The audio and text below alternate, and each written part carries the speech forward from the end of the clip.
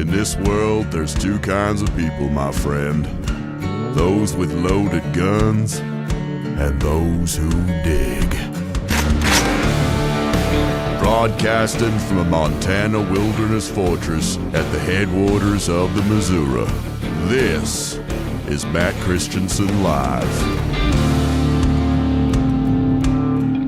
I believe in the sand beneath my toes. The beach gives a feeling, an earthly feeling. I believe in the faith that grows, and the bow I goes can make. I think it's trans rights right now is our new battle. That's what I think I was saying, that like the battles have changed. Oh, yes. The environment has changed. We see trans people's rights being, stripped away from them. Good. Discourse around trans athletes and where they can compete in. I don't think it's a problem in the world. It's just another way to kind of attack trans people. I would welcome a trans athlete on my team or against my team anytime. Hey, good. Your terms are acceptable. Based on the current guidelines, I can and am officially declaring my eligibility for the upcoming WNBA draft in May 2027. I am a genius. If simply declaring who you are is all that's required, then I meet every single requirement necessary to compete in the WNBA. He's absolutely right. I am simply asking that the current rules be applied equally to everyone, the very values many WNBA players and coaches have publicly advocated for. And I look forward to the WNBA honoring its stated principles. I doubt it. You are fake news. She sounds hideous. Well, she's a guy, so... Very fake news. What the is this? Dicks? Definitely worth checking into. This is the way. All right, America, go to the YouTube right now. Skag free, whoever he is. Duct tape all over the place. It's a disgrace. In 5, 4, 3. I can't do it. Fuck it, we'll do it live! Hello and welcome to the show. This is Matt Christiansen Live, a proud duct tape production for Sunday, August 9th, 2026. Thank you for tuning in. Sitting shotgun tonight in his usual Sunday seat is the highly regarded Matt Palumbo. Welcome back. Good to be back, partner. That's for the button. Saddle up, partner. Only the button says partner. Okay. Let's get it straight. No guest tonight. Plenty in the news for discussion, though. Iran is now issuing demands to us. You see that? I did. I also see a deal is right around the corner. Well, so the latest imminent deal was last Sunday. This Sunday, I hear no talk of an imminent deal. I was just making that up. It's going to happen within the next hour or two. I guess. And then not happen. But whether it's credible or not, the fact that they are issuing public demands for us is not a good indicator of their supposed desperation to negotiate that we have been hearing so much about in recent weeks and months. After the Supreme Court struck down his first executive order from when he was newly inaugurated in the second term back in 2025 in January, Trump has issued some new executive orders on birthright citizenship. At first, I was a little bit excited for this. I thought he was going to challenge the Supreme Court a little bit more. And then I read them, and it's basically just re-articulating the legal status quo. I don't see what is actually done by these, but okay. I mean, well, yeah, one of the things that stood out was the banning on diplomats' children from being from getting birthright citizenship, which has been the case for as long as we've had birthright citizenship. They're going to try to crack down on birth tourism, but that was already considered fraud because it's not an eligible reason for a visa generally. So, all right, we're still going to try to crack down on birthright citizenship to the extent that we can. Still something, but it's like, from what I saw, I think it peaked, at least according to the numbers I saw at Pew, at like 400,000 people according to their numbers. I imagine it's must be actually way higher. Or I'm sorry, I'm actually thinking of the birthright citizenship numbers. Never mind. I think it was... it's up to 26,000 birth tourists a year, according to Center for Immigration Studies. That's the one I meant to quote. Okay, so if we can cut down on those 26,000, that's still important. Something. Let's see if we can do it. We are on the cusp of the WNBA actually becoming watchable, as men are on the cusp of joining the league. So many in the WNBA have been standing by transgender rights recently after Sophie Cunningham was profiled in ESPN saying she thinks the WNBA should in fact be for women.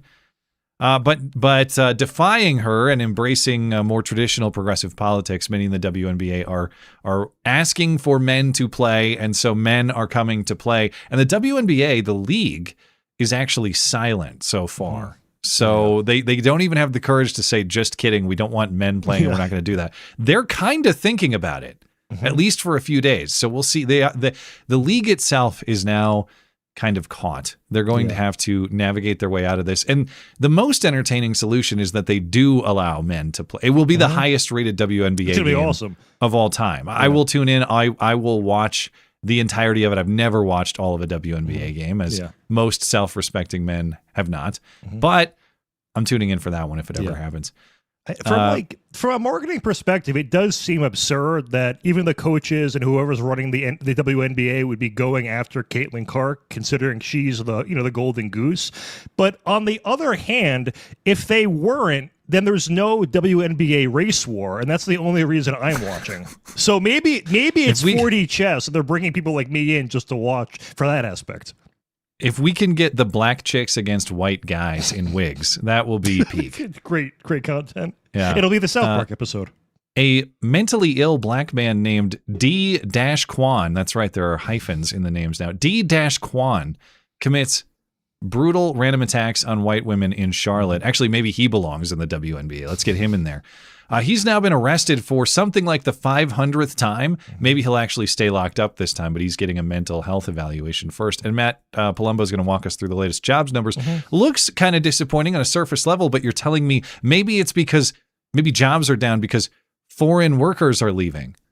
It's that, and then also the government shed another 50,000 jobs, so that actually accounted for over 100% of the net losses. Okay, so fewer government workers and fewer foreigners hanging around. That's one of the things that people have to consider when you compare job performance between administrations. Like, it does look on paper like Democrats have done better historically, but look at the Bush years. The financial crisis wiped out all his gains. His policies did not cause a financial crisis. Obama benefited from the upswing.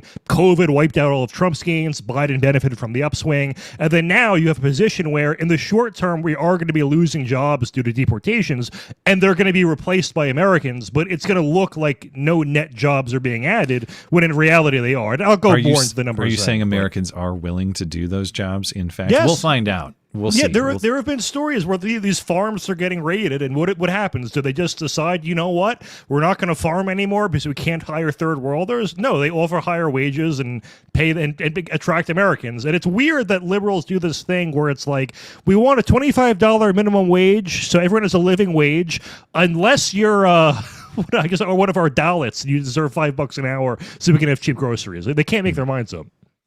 Before we get into it, got to say hello to our featured listener-owned business for the evening. That's our friends at Elysium. And before we do, don't forget, my new retro video game is available for pre-order as well.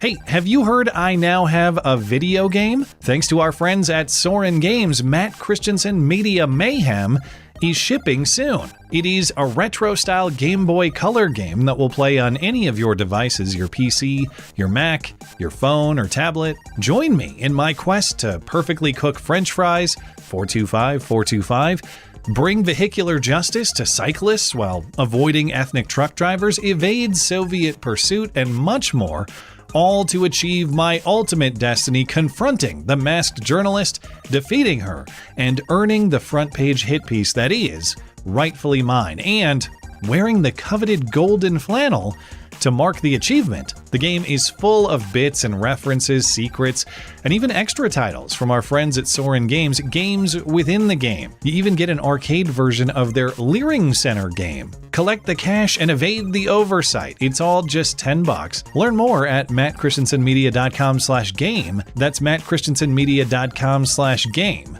to pick up Matt Christiansen Media Mayhem, playable on all your devices. Most of us use too many different apps just to stay organized. Tasks in one place, notes in another, habits somewhere else, and calendars everywhere. That frustration led listener and chatter of this show, Tortuga, to build Elysium. Elysium is an all-in-one productivity platform that brings goals, tasks, habits, events, reminders, notes, and project management all together in a single system.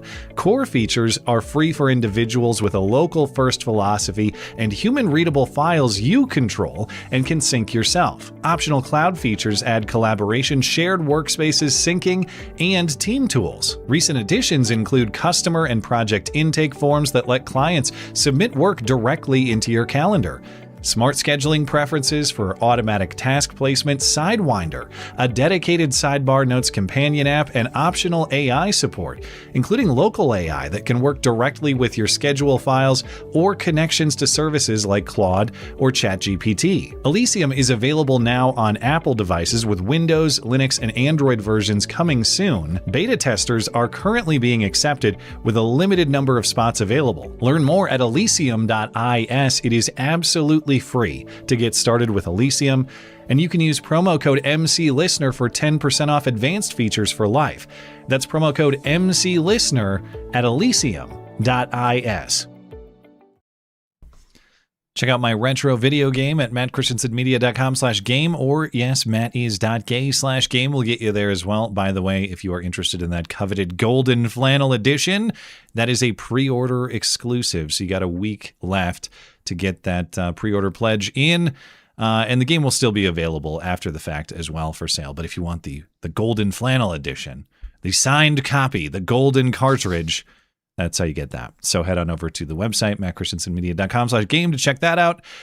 Otherwise, mattchristiansenmedia.com/deals for all my special offers from listener-owned businesses, deals by listeners, for listeners. Okay, we have another hilariously named athlete for Sport Drink endorsement, Matt. Move over Diego and Christopher Fago. Diego Fago.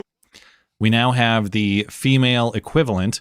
The College of Idaho in Caldwell is pleased to announce this week they have a new third basewoman for their softball team. Congratulations to Abrianna Lesbo. Lesbo is an incoming freshman from Elko High School in Nevada. And according to reporting in Elko Daily, Lesbo pitches and catches as well, just in case you're curious. But she excels at corner infield positions. So she goes multiple ways, it seems. Yes, yeah. But she is particularly skilled with third and first base. So she will be playing third base for the College of Idaho Yotes, I believe it is. She will be a Yote Lesbo, a Coyote Lesbo at the College of Idaho. No word on if she scissors or not. She just she pitches and catches, but does she scissor? We don't know. We don't know yet. Now, I actually tried to search her name to figure out how to pronounce it because I thought, is it really Lesbo? Is it Lesbo? I don't even know how you would pronounce it other than Lesbo. But I thought there's got to be a video of her being interviewed or something. I got to hear how the name is pronounced. Yes, I did have to. I did not find the answer to my question. I had to delete my browser history. I can imagine. So I would not suggest doing it. Women are lucky, though, that they can just marry out of an embarrassing last name. I guess, yeah. Like we had a few kids with a last name Dick that I went to high school with, and I always felt bad that you're stuck with that for life, you know? I assume the man next to her is Mr. Lesbo and Mrs. Lesbo is on the right. I don't know. But is it worse to be, oh, wait, on the left is Elko head softball coach Kevin. Oh, he's far left. Okay. So then it's Adelie Lesbo, the sister, Marcus Lesbo. Yeah, okay. So that is him. Here we go. Marcus Lesbo, Abrianna Lesbo, and Renee Lesbo. And Pete Lesbo. Poor little Pete Lesbo there on the right. But it's funny as a guy because you could be like, yeah, I'm a lesbian. I like chicks. Well, that's what is it like worse to then. be Abrianna Lesbo, the college softball player, or is it worse to be Mr. Marcus Lesbo? Mr. is more manageable, you think? I think being Mr. Lesbo, it becomes like a joke with your guy friends. Or, well, you're probably getting bullied throughout middle school at least, but high school onward, maybe it's funny. I don't know. I would not want the last name regardless. Thanks to several listeners who sent me this College of Idaho Lesbo news this week. We always appreciate being the best source for athletes with hilarious names. After several days of negotiations with holdout Republican senators, Todd Blanche has been narrowly confirmed as Attorney General. Who cares? He was already acting Attorney General, and of course, before that, Deputy Attorney General, where he was assistant to all of Pam Bondi's greatest hits of failure. The vote was 50-49, and Susan Collins and Lisa Murkowski refused to support Todd Blanche. Bill Good Cassidy sign for us. Yeah, well, please, we need, not that I'm a huge Todd Blanche fan, but it's so funny to think that we must hang on to Susan Collins. The fate of the Senate depends on Susan Collins. Who could imagine if whatever jackass, the incestuous or rapey jackass the main Democrats put up, we must have Susan. Again, it's always a general rule. Women named Susan should be avoided at all costs. Absolutely. But it's a difference between getting her vote between 50 and 60% of the time versus, 0 and 20 maybe. So it's still an improvement, but she sucks. You gotta back that mic off a touch. You're coming in hot. Give it a little space. Whoa.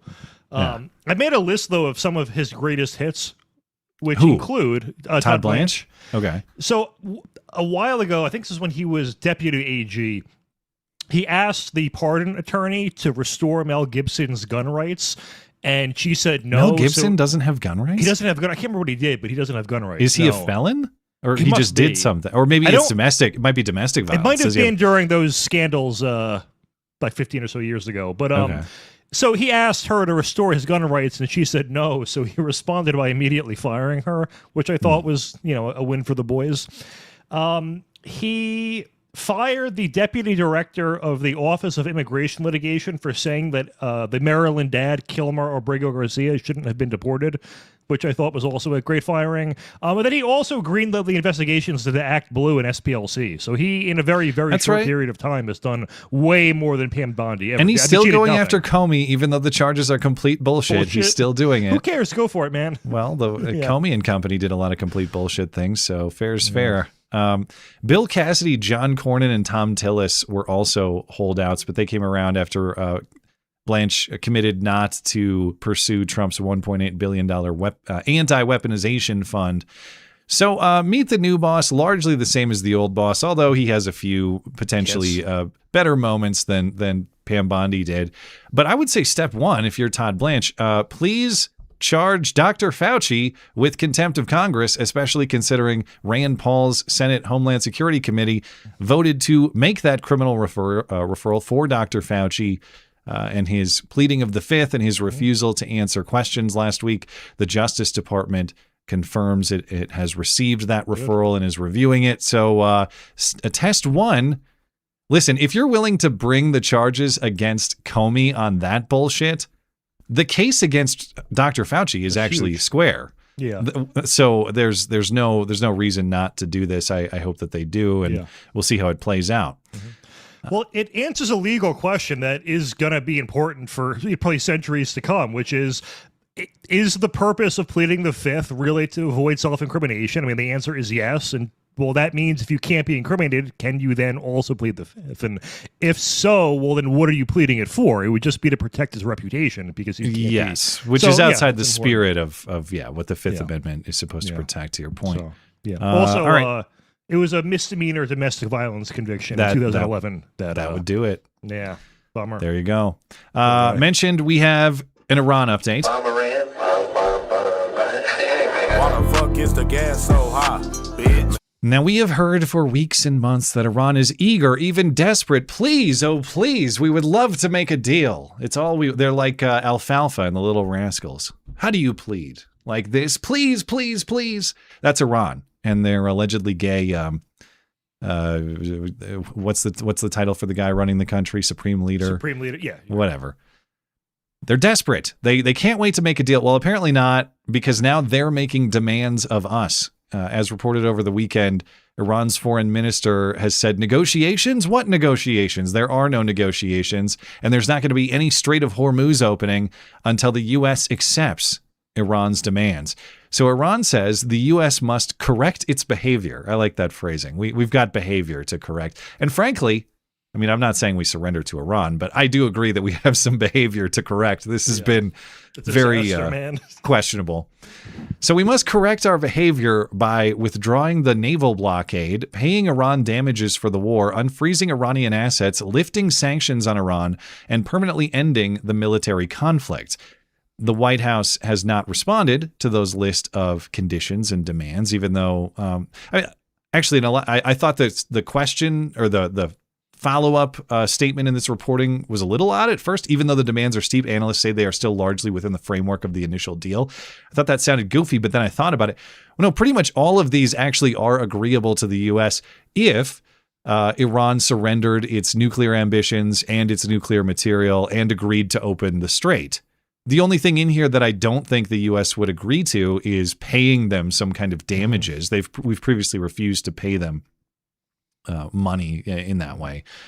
But for now, it looks like both sides are saying discussions are somewhat stalled now, at least for the moment. We'll see if that continues into this week. But again, last week, what was all that imminent deal talk? The same stuff we've been hearing since the spring. There is absolutely zero credibility anytime a public statement is made about a forthcoming deal. And at this point, I just, given the market reaction, like I have to wonder, is it... believes it. It's so weird. That's what I don't understand. Yeah. Like the market went crazy upon Scott Bessent talking about how the deal is coming Tuesday or Wednesday, and then it didn't. And the market like bakes in this expectation of a deal, but never corrects. And I guess my fear is the correction's coming in bulk later. Yeah. If you like went short oil every Friday and then covered every Monday or Tuesday, you'd probably be up millions by now. But that's why, like, we know that people inside the White House have been making money, making bets with insider information, whether it's in the stock market or it's just on Kalshi or Kalshi or however you say it, just taking that inside information, putting money on it and making money. People have been busted for that. Yeah. I hate to think that our Iran policy is crafted with such an intent. I'm not making that accusation, but connecting dot A of just saying stuff and the market moves fairly drastically to dot B of people with certain pieces of information knowingly making trades or placing bets and making money on it, even though it's illegal if they do that and they're prosecuted later. Is this all just like some scam for people to make money? Well, it does create perverse incentives that you can move a market with fake information. I mean, this is unrelated, but George Santos, I guess, realized there was a betting line on whether or not he would be going to the White House Correspondents' Dinner. So he put a bunch of money on yes, said he was going to, and then didn't go. I mean, I think he got fined for all the winnings, but still, there are perverse incentives, and there are ways to do these trades anonymously. So instead of learning his lessons and stopping his lying, George Santos figured out how to monetize his lies instead. Genius. George Santos, very creative. There is also an update in the world of Mitch McConnell. I like turtles. He died. Maybe. This meme courtesy of Ben in the MC Club Discord server. Allegedly, Mitch McConnell has been released from his rehab facility, and he's now back in his D.C. home.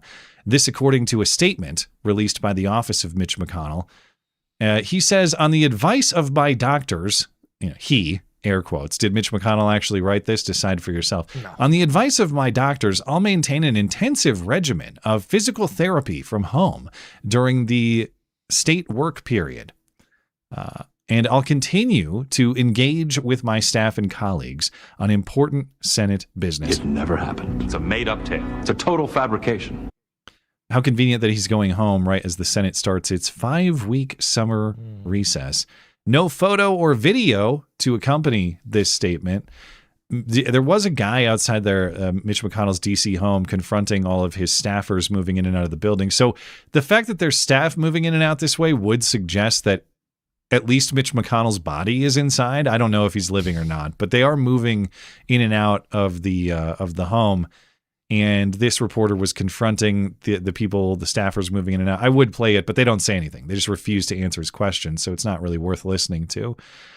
But the other thing is Mitch is Mitch is pulling the Joe Biden. He's signing things, but did he really sign these things?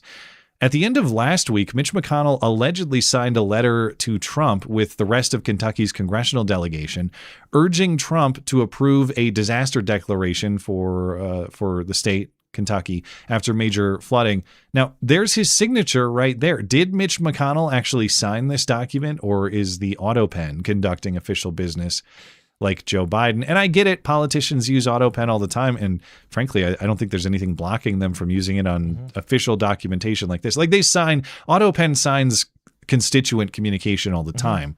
Yeah. But this is a little more official than that. This is a letter to the president. You would think that a senator would take the time to sign such a thing. Who signed that, though? Who made that nice and neat Mitch McConnell signature right there? It does look like an Adobe Acrobat auto signature kind of. Could be. I mean, I'm not saying it is, but that's how mine look whenever I use it. And even if it's just like a stamped Adobe thing, or if it's AutoPen or whatever it is, the point is not necessarily the letter to the president. The point is that there exists a collection of staff members who functionally are the senior senator from Kentucky, not the senator himself. And the state of Kentucky, really any constituency, deserves better than that. But we're just going to continue to kick this old dead can down the road and pretend like he's living or functional when he, even if he is alive and reports of his death are greatly exaggerated, he clearly is not in the condition to serve as a functional United States senator, but we're just going to keep pretending otherwise. Yeah. No one ever wants to give up power. It's very unfortunate. Can he proxy vote? I know I should know the answer to this. Like, are we just going to lose a vote until January, or is he able to? I don't know. I mean, so the vote for Blanche was 50-49. I assume the missing one is Mitch McConnell. That would make sense. Yeah. Tim, get on this for us. We'll, I assume that's what it was, but I don't know. So. All right. All right, let's get into Trump's executive orders on birthright citizenship. So he's working within the Supreme Court's upholding of birthright citizenship at the end of June. And recall, of course, that the court majority said that birthright citizenship, the idea that any baby born on U.S. soil is a U.S. citizen through the 14th Amendment, it's magical. It does all the things progressives love, with some limited exceptions. And Trump is trying to work within those exceptions. So there were two executive orders released at the end of the week. Executive Order 1 says no birthright citizenship for the children of people who are alien enemies. So members of designated foreign terrorist organizations, or people who work on behalf of a foreign government. So ambassadors, foreign government employees of foreign organizations that have international organization immunity. Now, as I mentioned at the top of the show, all of that is largely legal status quo. So remember, the legal question here came down to that phrase in the 14th Amendment, subject to the jurisdiction thereof. It has been the historical standard that ambassadors, people working on behalf of foreign governments, are subject to the jurisdiction of those foreign governments, and so they are excluded from the birthright citizenship understanding of the 14th Amendment. If an ambassador is here representing whatever country and they have a kid while they're here, that kid is not a U.S. citizen because they're not subject to the jurisdiction of the United States. But for some reason, some guy named Juan, who showed up from Guatemala yesterday, he is subject to the jurisdiction of the United States, but on the basis of his mere presence alone. So ambassador presence doesn't count. Only Juan from Guatemala, who has absolutely no business here, he's the one who gets the benefit, and that's exactly what those Civil War amputees intended after the Civil War. And that's what the Supreme Court upheld. That's what they even cited the ambassadors as an exception. And I'm thinking, well, doesn't that disprove the whole case? Like, why? It's completely nonsensical. If you're going to have birthright citizenship for any group, like, I figure at least an ambassador would be a bit more prestigious than some random guy who broke the law and crossed the border. The ambassador has legitimate business here, and I agree that it makes sense that his children would not be U.S. citizens. Same here, but he has legitimate reason to be on our soil. So if his legitimate reason is insufficient for birthright citizenship, just on a logical basis. Forget whatever you think you believe about the 14th Amendment. Just on a logical basis of sitting down to craft a policy, ambassador from whatever country, his kid, it does not receive birthright citizenship because he is subject to the jurisdiction of a foreign country. On what logical basis could you then say Juan from Guatemala's kid clearly has birthright citizenship. Right. He's still subject to the jurisdiction of a foreign country, and he has no legitimate business being here. Mm-hmm. It does not logically follow, but we're supposed to believe this was the intent. Yep. There was one part of the order where it says, I think you might have mentioned it, parents that are tied to groups that are deemed terrorist organizations, and they singled out Antifa or Transgender or Aragua. I didn't see that. That's in there? You didn't? Oh, yeah, that's I got in there. The text of it. Mm-hmm. And I'm wondering I don't see Antifa in the text, but you know what it probably is? Mm-hmm. It's that, as you mentioned, so Antifa, I don't know if they're designated foreign terrorist organization. Transgender Aragua probably is. Mm-hmm. But because any organization that is designated a foreign terrorist organization by the president's authority under X federal law, they don't count. So I doubt Antifa counts because they're not foreign. Gotcha. All right. PBS claimed that Antifa would be included in that, which doesn't make any sense. I don't think there's a huge Antifa presence. They are a designated terrorist organization, but I just don't know if it's foreign. But the thing is, and I don't know if this is the goal, they could just very broadly define certain groups terrorist organizations. I mean, you can describe anything a terrorist org, and then all of a sudden, no one's eligible. Every country is a terrorist organization, which isn't, it's a workaround, but is that really that much of an exaggeration? At this point, not really. Or you just accuse everyone of having ties, and you tie them up in the legal system and make it a gigantic nightmare that, hey, tens of thousands of people now all have to hire lawyers, and most can't afford it, that kind of thing. There's not enough NGOs to fund it. So I don't know if that's the reason, but there are ways you could try to abuse the authority here to try to stop this. And as for the numbers, I quoted in the intro, Center for Immigration Studies estimates there are as many as 26,000 birth tourists every year. The CDC says 10,000, but the way they were judging this was mothers who reported their official addresses outside of the country. But if you're a birth tourist and you have a relative in the U.S., you can just put them down and you would not be included in the 10,000. So I think that's the discrepancy between both their estimates. Okay. Yeah. The second executive order is about that birth tourism issue. So the idea that pregnant women are coming to the United States on fraudulent terms to give birth. So they say they're here for tourist reasons. We're going to go to Yellowstone. We're going to go to Disneyland. Actually, they're pregnant and they're going to try to give birth here, or they're going to give birth here to get citizenship for that kid. Now, the executive order that the president issued says citizenship is not awarded to the children of parents who enter the U.S. on a, quote, non-immigrant visa for the purpose of giving birth on American soil. So here's Stephen Miller explaining that order. The idea that people come here pretending to be a tourist, pretending to be a visitor, saying they want to go to Disneyland, they want to go visit a monument or go to a national park, but the real reason they're here is to have a child, to make that child an automatic citizen, leave our country, and then have a U.S. citizen child. It gives them access under this broken system to welfare benefits, ultimately to the voting booth, and all the other rights and privileges that belong solely to Americans. So that practice of birth tourism is, as of the signing of this order, hereby banned. And what that means is that no one in the world is any more allowed to obtain a visa for this fraudulent purpose. Now, you might have more information on this than I do. My understanding is generally visas are not given for the purpose of giving birth anyway. So this would already be considered fraud, but maybe it gives immigration officers a little more leaway to deny visas or something. Well, they lie. They say it's for business, like for pleasure, and then hope they get in time. The other thing too is they could, I guess, in theory, require people to disclose if they're pregnant and. Just delay those applications, wait a year to get to them, and then go, okay, yeah, you can come in now. Do they have that authority under law? Can they just make that a box to check on the application? I don't know legally if they can. I mean, they might as well try, though. I mean, I'm sure some shit-lib judge will hold it up for a while, but it is worth trying. I mean, anything. I mean, I have seen reports, and granted this is anecdotal, though, of people that are 8 months pregnant being turned around now when they're trying to enter the U.S., so that is good news. It's one way to address this issue is just get hypercritical of any pregnant woman trying to enter the U.S. And the other thing too is usually we're subsidizing these births too, and it's probably $20,000 a pop. At least we're paying for them. So if there's any way we could actually go after them financially with the bill, I mean, I don't know how the hell you enforce that when they go back to their country, but something like that, some other financial penalty. I mean, my strategy with anything is just throw as many things at a problem, and hopefully, it's death by 1,000 cuts or something.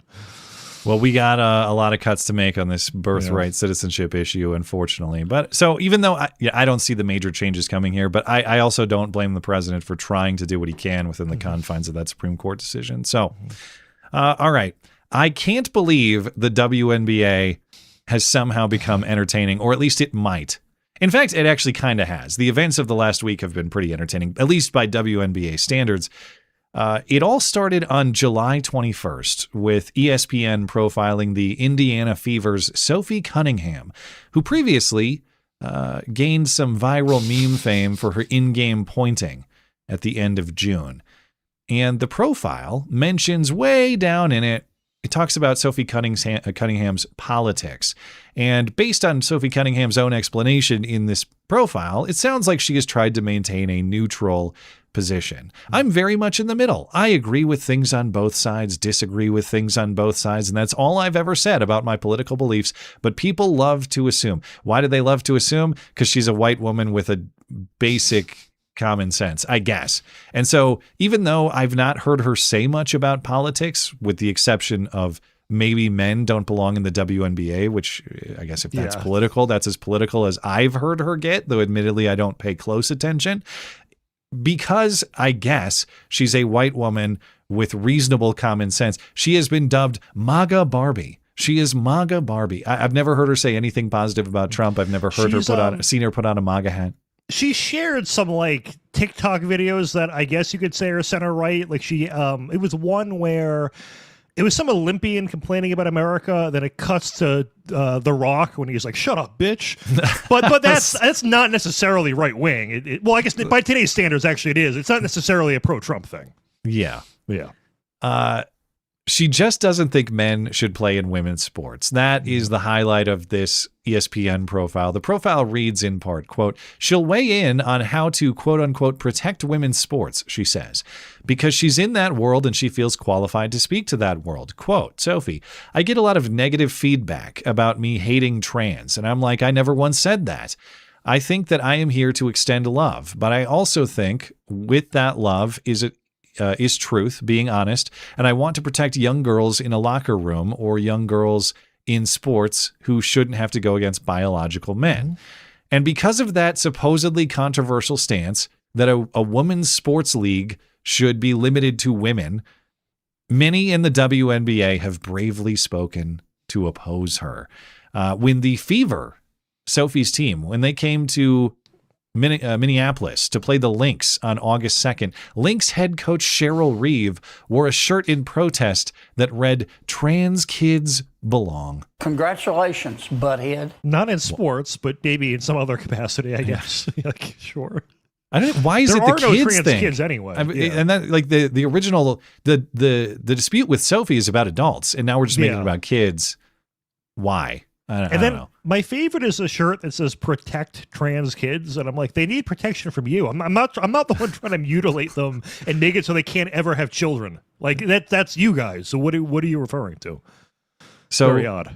The coach put on the "Trans Kids Belong" shirt. Then this week, Golden State Valkyries forward Gabby Williams outright said it. Yes, we want men, or at least I do. Gabby Williams, I want men to play in the WNBA.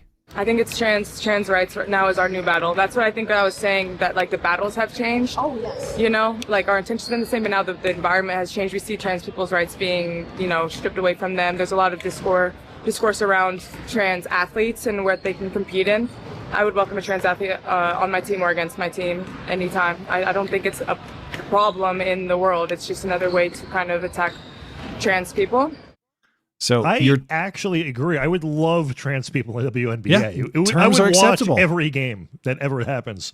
It is. We all agree, actually. It is time to welcome the trans athletes to the WNBA. Yeah, Enes Kanter Freedom is a 6'10" former NBA center. He played in the NBA from 2011 to 2022. And on Friday, he posted a video saying he has reviewed the WNBA's eligibility guidelines, and that according to the WNBA, a woman is only someone who identifies as a woman. He now identifies as a woman, so he is declaring for the WNBA draft next spring. After careful consideration and reviewing the current eligibility guidelines, I am officially declaring myself a WNBA prospect. If simply declaring who you are is all that's required, then I meet every single requirement necessary to compete in the WNBA. My team and I have carefully examined the WNBA's eligibility criteria and governing framework surrounding self-identification and inclusion. Based on the current guidelines, I can and am officially declaring my eligibility for the upcoming WNBA draft in May 2027. I am definitely not here to mock, make fun of, or disrespect any community or personal choices. I am simply asking that the current rules be applied equally to everyone. The rules that represent the very values many WNBA players and coaches have publicly advocated for. My team and I are prepared to ensure these guidelines are applied equally, consistently, and without exception. And I look forward to the WNBA honoring its stated principles. See you at training camp. I love this story. I can't believe he got a WNBA shirt that long. He must have had it custom made. Like guy's 6'10" and he got a WNBA hoodie. It's just a reminder, though, the ultimate way to defeat the left is just hold them to their own standards and actually make them explain things, and they collapse. It has put the WNBA in a difficult spot, which I want to get to in a moment, but he's not the only one, Enes Kanter Freedom. There's also Royce White, a 6'8" former NBA power forward, played in the NBA in 2014, lower levels of professional basketball as well. Also declared his eligibility for the WNBA draft. Oh, earlier this week, I made the announcement. I'm transgender. I'm a woman. I identify as sometimes identifying as a woman for purposes of basketball, professional basketball. So I'll be shouldn't have said that. Declaring for the WNBA draft in 2027 as well. It's only fair that some of us get a shot to play in the Women's Association. I think I'd be a great fit.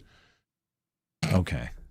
Yeah, you're saying he shouldn't have said that it's for that reason. He should have concern trolled and did the half-ass pretending. I mean, obviously we know it doesn't make any sense. But he was putting on a wig over the weekend to commit to the bit, though. That's good. Which is all the effort you really need. But the thing is, and I know you're going to talk about this whole hormone rule, which I've seen that disputed. I don't think that's correct, but I do want to bring it up. But the mantra of the trans activists have been that just by believing you're trans is all it takes, and you don't actually have to transition.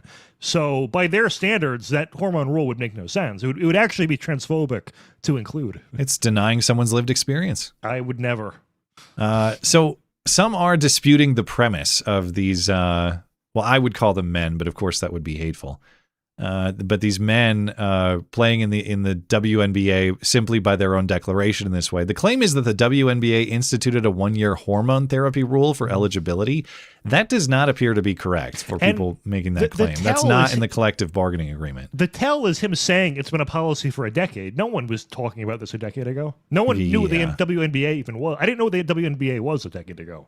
So the WNBA has a collective bargaining agreement, the union agreement between the Players Association and the owners.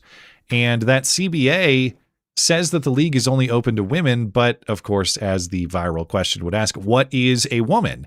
And the CBA doesn't appear to answer that question. The league itself doesn't appear to give an answer to that question. So the inference then, I think, if you want to be as critical of Enes Kanter and Royce White, they are inferring that because there is no hard definition of woman in the league rules, in the collective bargaining agreement, that simply anyone who says they are a woman is a woman and can play in the league. And based on everything I've seen, that doesn't seem like an unreasonable assumption or understanding.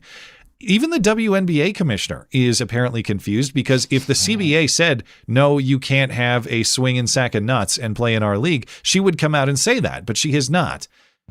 Commissioner Kathy Engelbert sent a memo to all teams. It's been several days of this now, and the WNBA has not actually made any public comments. But she did send a letter. The commissioner of the league sent a letter to all the teams on Friday in response to these new eligibility declarations.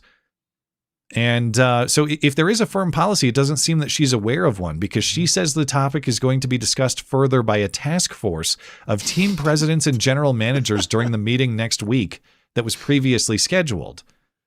But the WNBA has a very difficult choice to make now, because either they will say that only actual women are allowed, which of course is contrary to the trendy activism of the moment and indeed validates the supposedly controversial commentary of Sophie Cunningham, or they will have to allow men to play, which means that if they say that anybody who says he's a woman is a woman, that means Enes Kanter, that means Royce White are eligible, which means that any intelligent WNBA team will draft them because you'll dominate.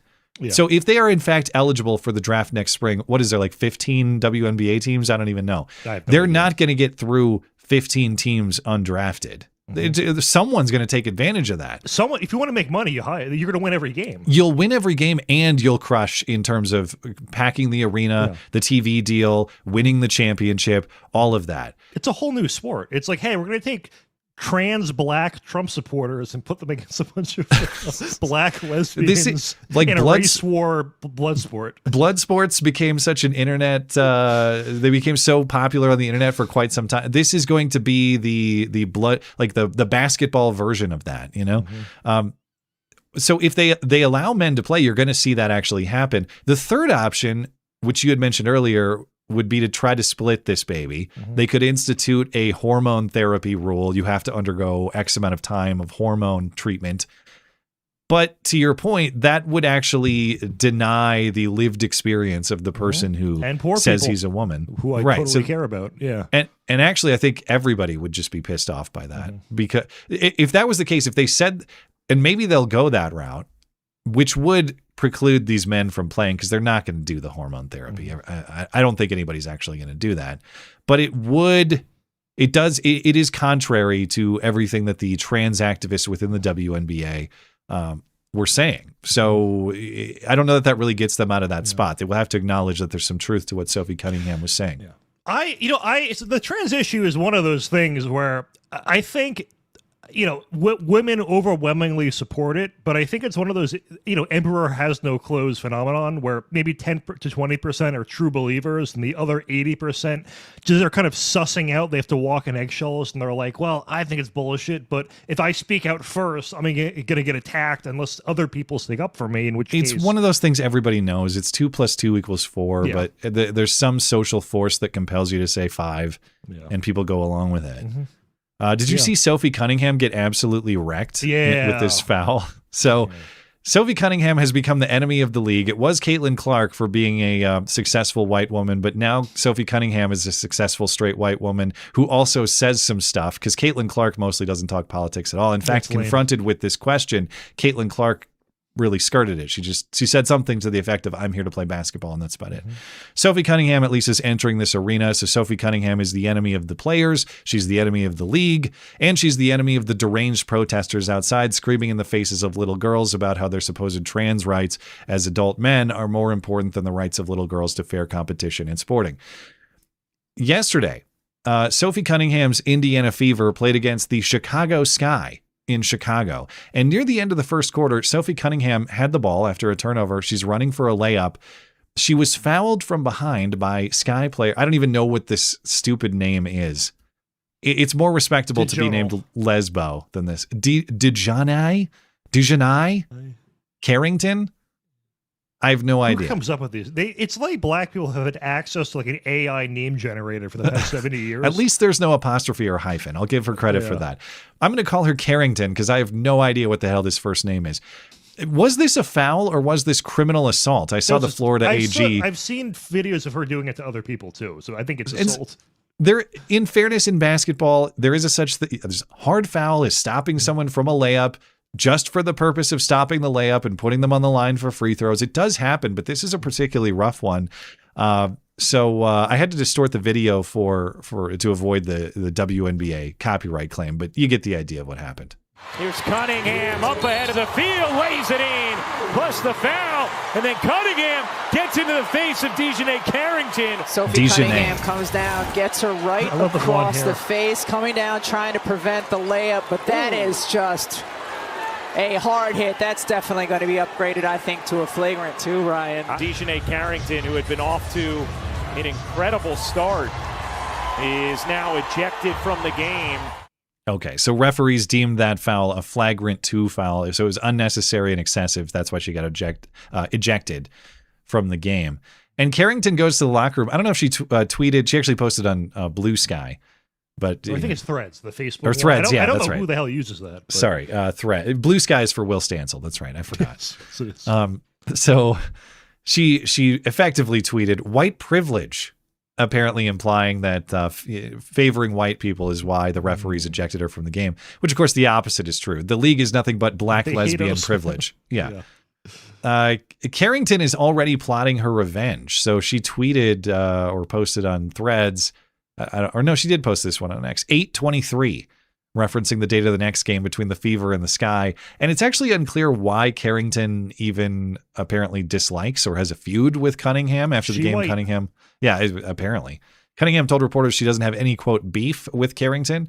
So apparently it's just because Sophie Cunningham is a straight white woman in a league that hates straight white women.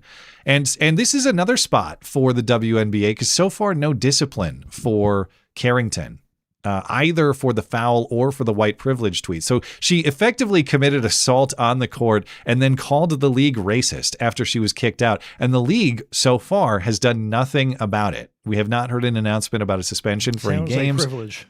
We have not heard about any kind of disciplinary action, which sounds very privilege-like, to your point. And the rest of the league does, in fact, hate Sophie Cunningham to the degree that many said that they hate Caitlin Clark. After the game, the Fever's own coach, okay? So this is not the coach of the Sky, the DiJonai Carrington team who committed the attack there. It's the coach. It's Sophie Cunningham's own coach on the Fever. And she defended who? She didn't defend her own player against what was a ridiculous foul. She defended DiJonai Carrington, the Sky player who fouled her. One of the things about Nay is that she's going to play her butt off, man. She's going to compete. Nobody's going to go walking in for a layup. And so I don't oppose the hard foul. But I also don't think that she intentionally went for the net. That is absolute cowardice to defend the egregious misbehavior of the opposing player over your own player. You only do that if you in fact know that there is no white privilege. It's black lesbian queens who run this show, and you are bowing to the black lesbian queens. That's the only reason you do that. Yeah, it's hey mob, kill me last. And I saw a video of Caitlin Clark getting some NBA award. I have no idea what it was for. I guess greatness in basketball. And she made sure to preface it by saying that it's thanks to black women for making the league what it is today and all that. And it's a reminder though that the pandering is irrelevant. They hate you no matter what. There's literally nothing you can do to convince them you're not racist. The wise thing, and indeed the good thing to do, is to be more humble than that. But everybody knows that Caitlin Clark has given the WNBA more relevance than it has ever had.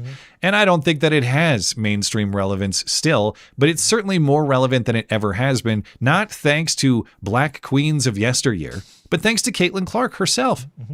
They're all going to make more money because of her and never forgive her for it. Unless they beat her out of the league and Sophie Cunningham. And it seems like they're trying to do that. Did you see the Sports Illustrated headline on this? Oh, it's psychotic, yeah.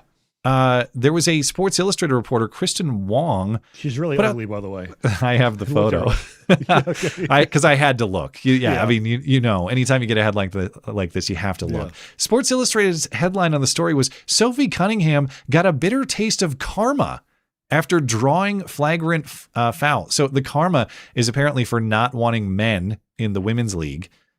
Sports Illustrated later changed the headline to Sophie Cunningham's enforcer role gets reversed onto her with hard foul. I didn't see any editor's note in this story to describe the reason for the change in the headline. But yes, if you look at the author, Kristen Wong, you could tell why she's mad about it's a trans WNBA player being disrespectful about transgender issues. That ain't no woman. It's a man. Yeah. I get it. It sucks for Asians. If you copy and paste an Asian woman's face on a man or vice versa, you can't fucking tell the difference. Just put long hair and a nice little bow and like, all right, you're set, Kristen. Barely. Sorry, Asians. I feel for you. All right. A serial violent criminal in North Carolina has been arrested again, this time after committing horrific crimes in public during the day while recording it and posting the video on social media.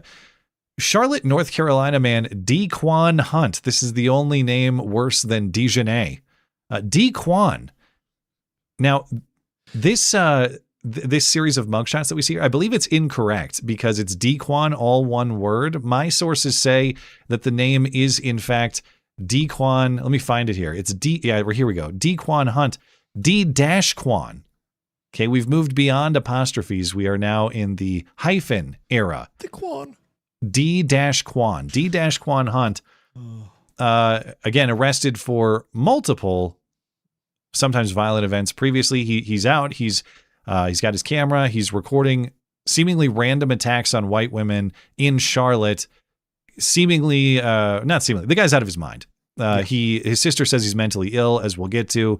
He apparently believes that whoever he's attacking attacked or raped his son Elijah. He keeps screaming about to these female passersby. In one case, he actually knocked a woman out. And you can watch the video of that. I mean, she hits the concrete. I can't play that. It's too graphic for YouTube. And frankly, unless you have an appetite for really upsetting things, I wouldn't even advise watching the video. This guy just runs up to a random woman on the sidewalk, screams nonsense at her, punches her somewhere in the face or upper body, and she hits the concrete, and he's got the camera in her face, and she is just out cold, and she does not look good. She did survive, and she has non-life-threatening injuries, but it was clearly severe what happened to her. In another video that we can show, D-Quan lunges at and chases a woman, again threatening to kill her. So with that McDonald's shit. So that McDonald's shit, bitch. You wanna run, bitch? You wanna run, motherfucker? Huh? I bet you run again, motherfucker. I bet you run again, motherfucker. You said something else? You said something? You said something, motherfucker? You said something? You playing, you playing, you fucking playing, What's up with that McDonald's shit? You Donald Trump, motherfucker, and that other motherfucker who raped my son Elijah, I'ma fucking kill you, nigga. You a fuck, nigga. You heard what the fuck I said, motherfucker. Is he recording this? Shut the fuck up, nigga. Huh? Shut the fuck up, nigga. Okay, kill him. What is the argument against just killing these people? Like, I know people always say, well, there's all these cases where we have the death penalty, then they get exonerated. But every case I've looked at where like the Innocence Project exonerates these people, it's the most bullshit technicality you've ever seen. So I just don't know how many of these I believe. It's one thing that I've challenged philosophically in my own mind in recent years, the idea that in the death penalty case, and of course the execution of one innocent person is an irreversible error.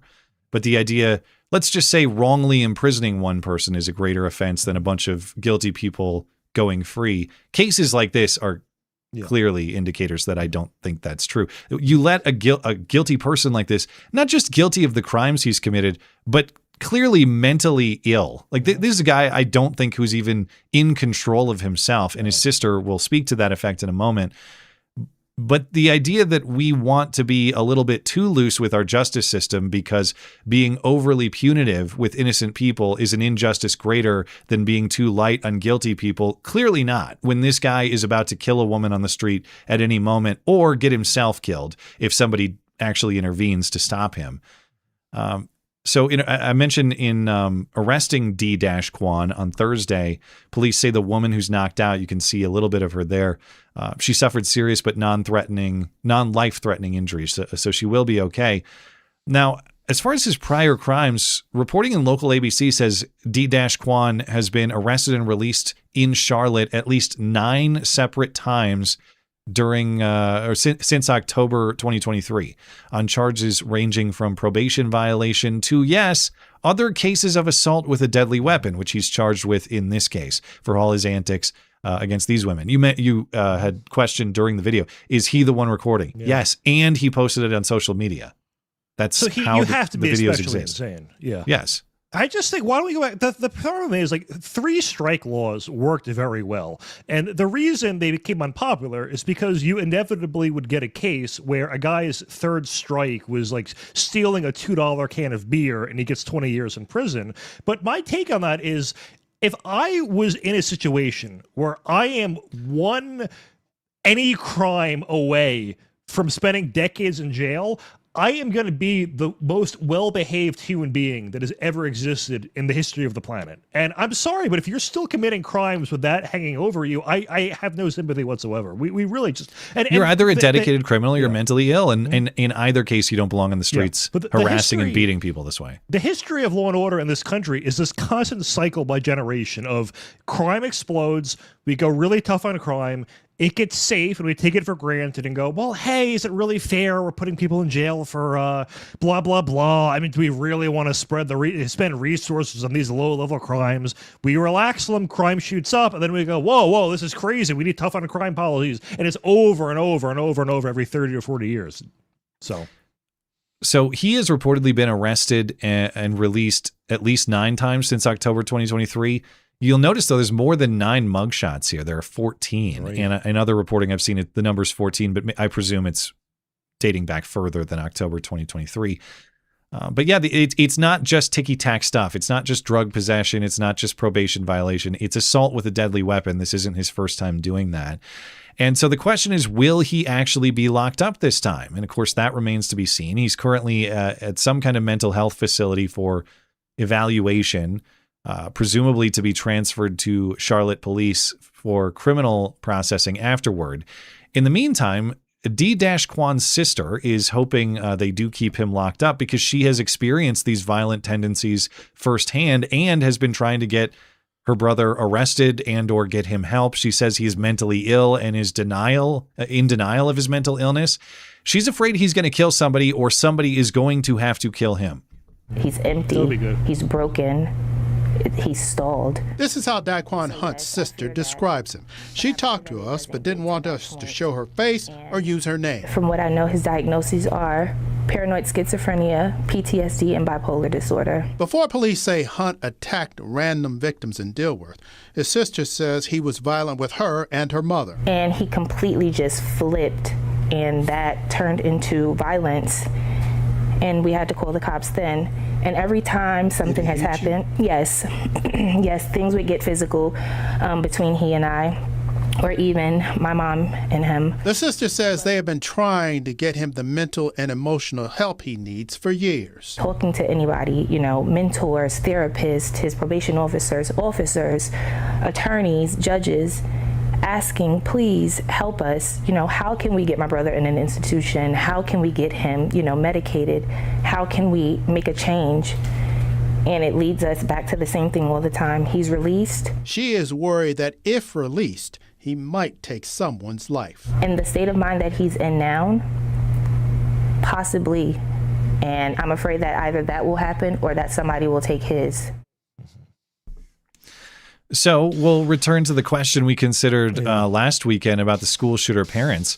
If the parents of school shooters are now legally responsible for their children's actions when they don't intervene sufficiently, like the case we discussed last weekend, don't the prosecutors and judges who let guys like this out, let them go to commit further crime, don't they need the same accountability? And I was thinking about this. Now, you tell me who you think.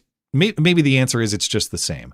But I'm trying to figure out who's actually worse, because the parental obligation to the kid is greater than the obligations between two adults, even if there is like a legal obligation in the context of prosecutors and judges.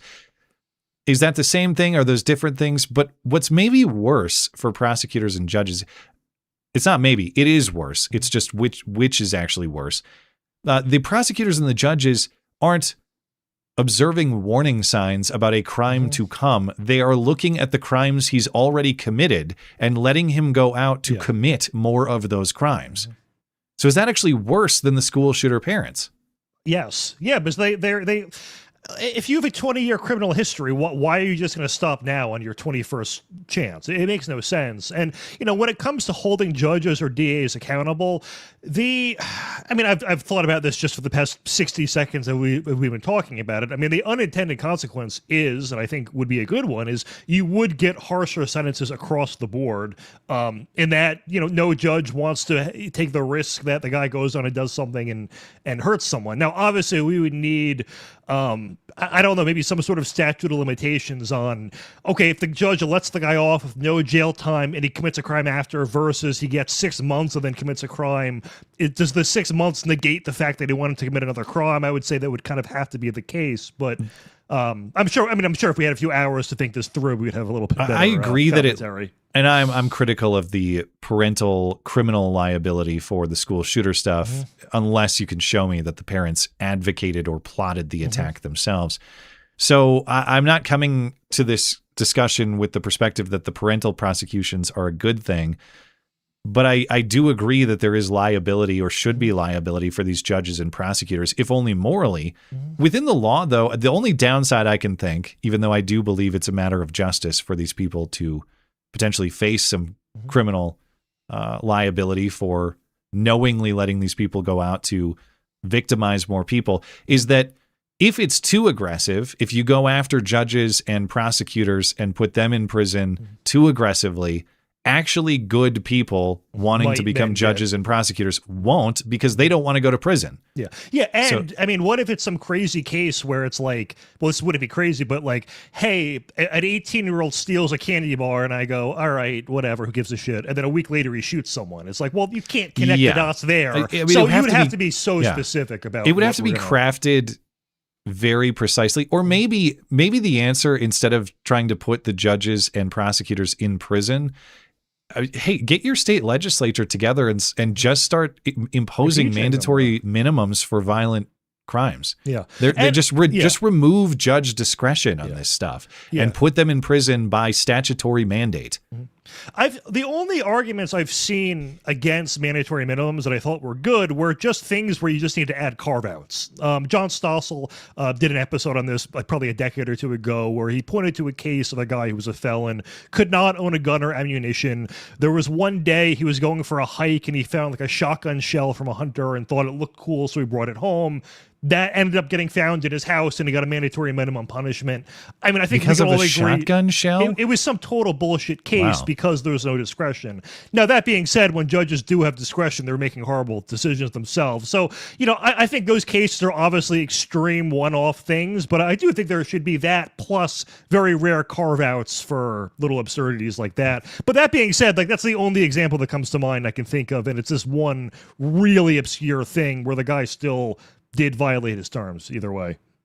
How about we just say if someone like Di-Quan goes on to offend again, we put the judge and Di-Quan in a ring together, and the survivor gets to go to prison for a little while. The loser is just dead. They fight to the death. Yeah. That seems fair. Sure. Okay, we got to catch up with Super Chat. So we will get to that in just a moment. But before we do, hey, have you considered joining the MC Club? Well, you should. Here's why. Hey, if you enjoy the show, please consider supporting the show by becoming a member of the MC Club. For as little as $1 a month, you will enjoy a series of exclusive perks, including ad-free videos and podcasts, video calls, and a community Discord server with me and other listeners, loot box giveaways with channel merchandise, your name in the credit roll after videos and streams, and much more. But most importantly, you will help keep the duct tape production alive and independent from all those sinister forces of control. Join the MC Club at mattchristiansenmedia.com/support. Linked in the description.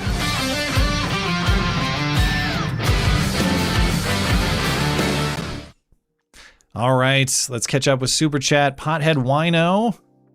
On top of Old Smoky, all covered with cheese. I assume this is supposed to be sung.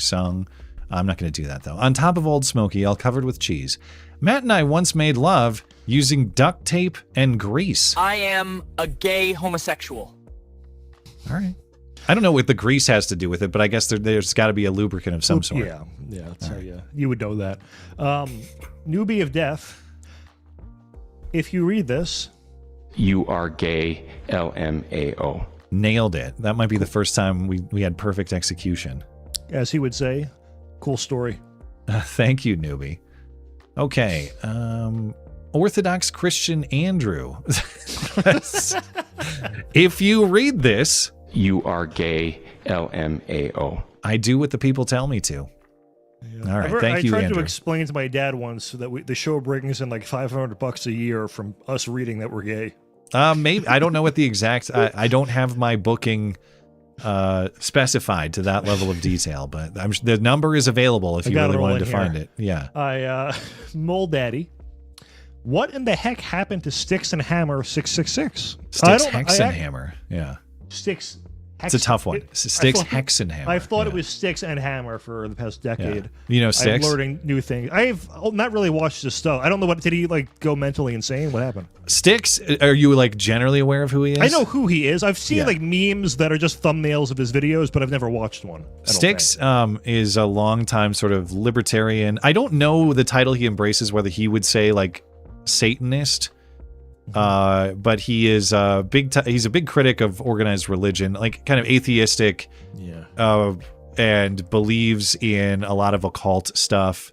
And I don't want to apply labels to him that I don't know he would accept, but those are kind of his beliefs. And has been a long time.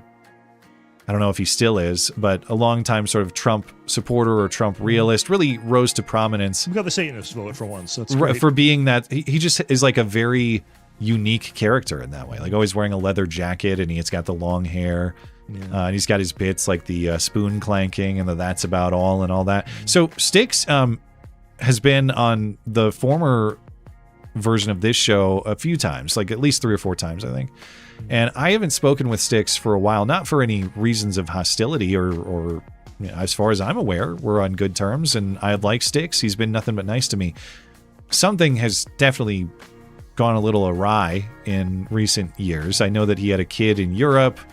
I know that went sideways. I don't know all the details, but so to recap, he's a Satanist, but only now is he insane. Something has gone wrong. I mean, he does not look well. Forget what you think about what he says. He looks unwell. Gotcha. And I say that with nothing but respect for the way that he's treated me, and nothing but hope for his recovery, and nothing but prayer that whatever is affecting him reverses, and that he's able to find health and wellness. I don't have any inside information about what's going on with him. No idea. Trying to conjure Satan probably was not the best idea in hindsight.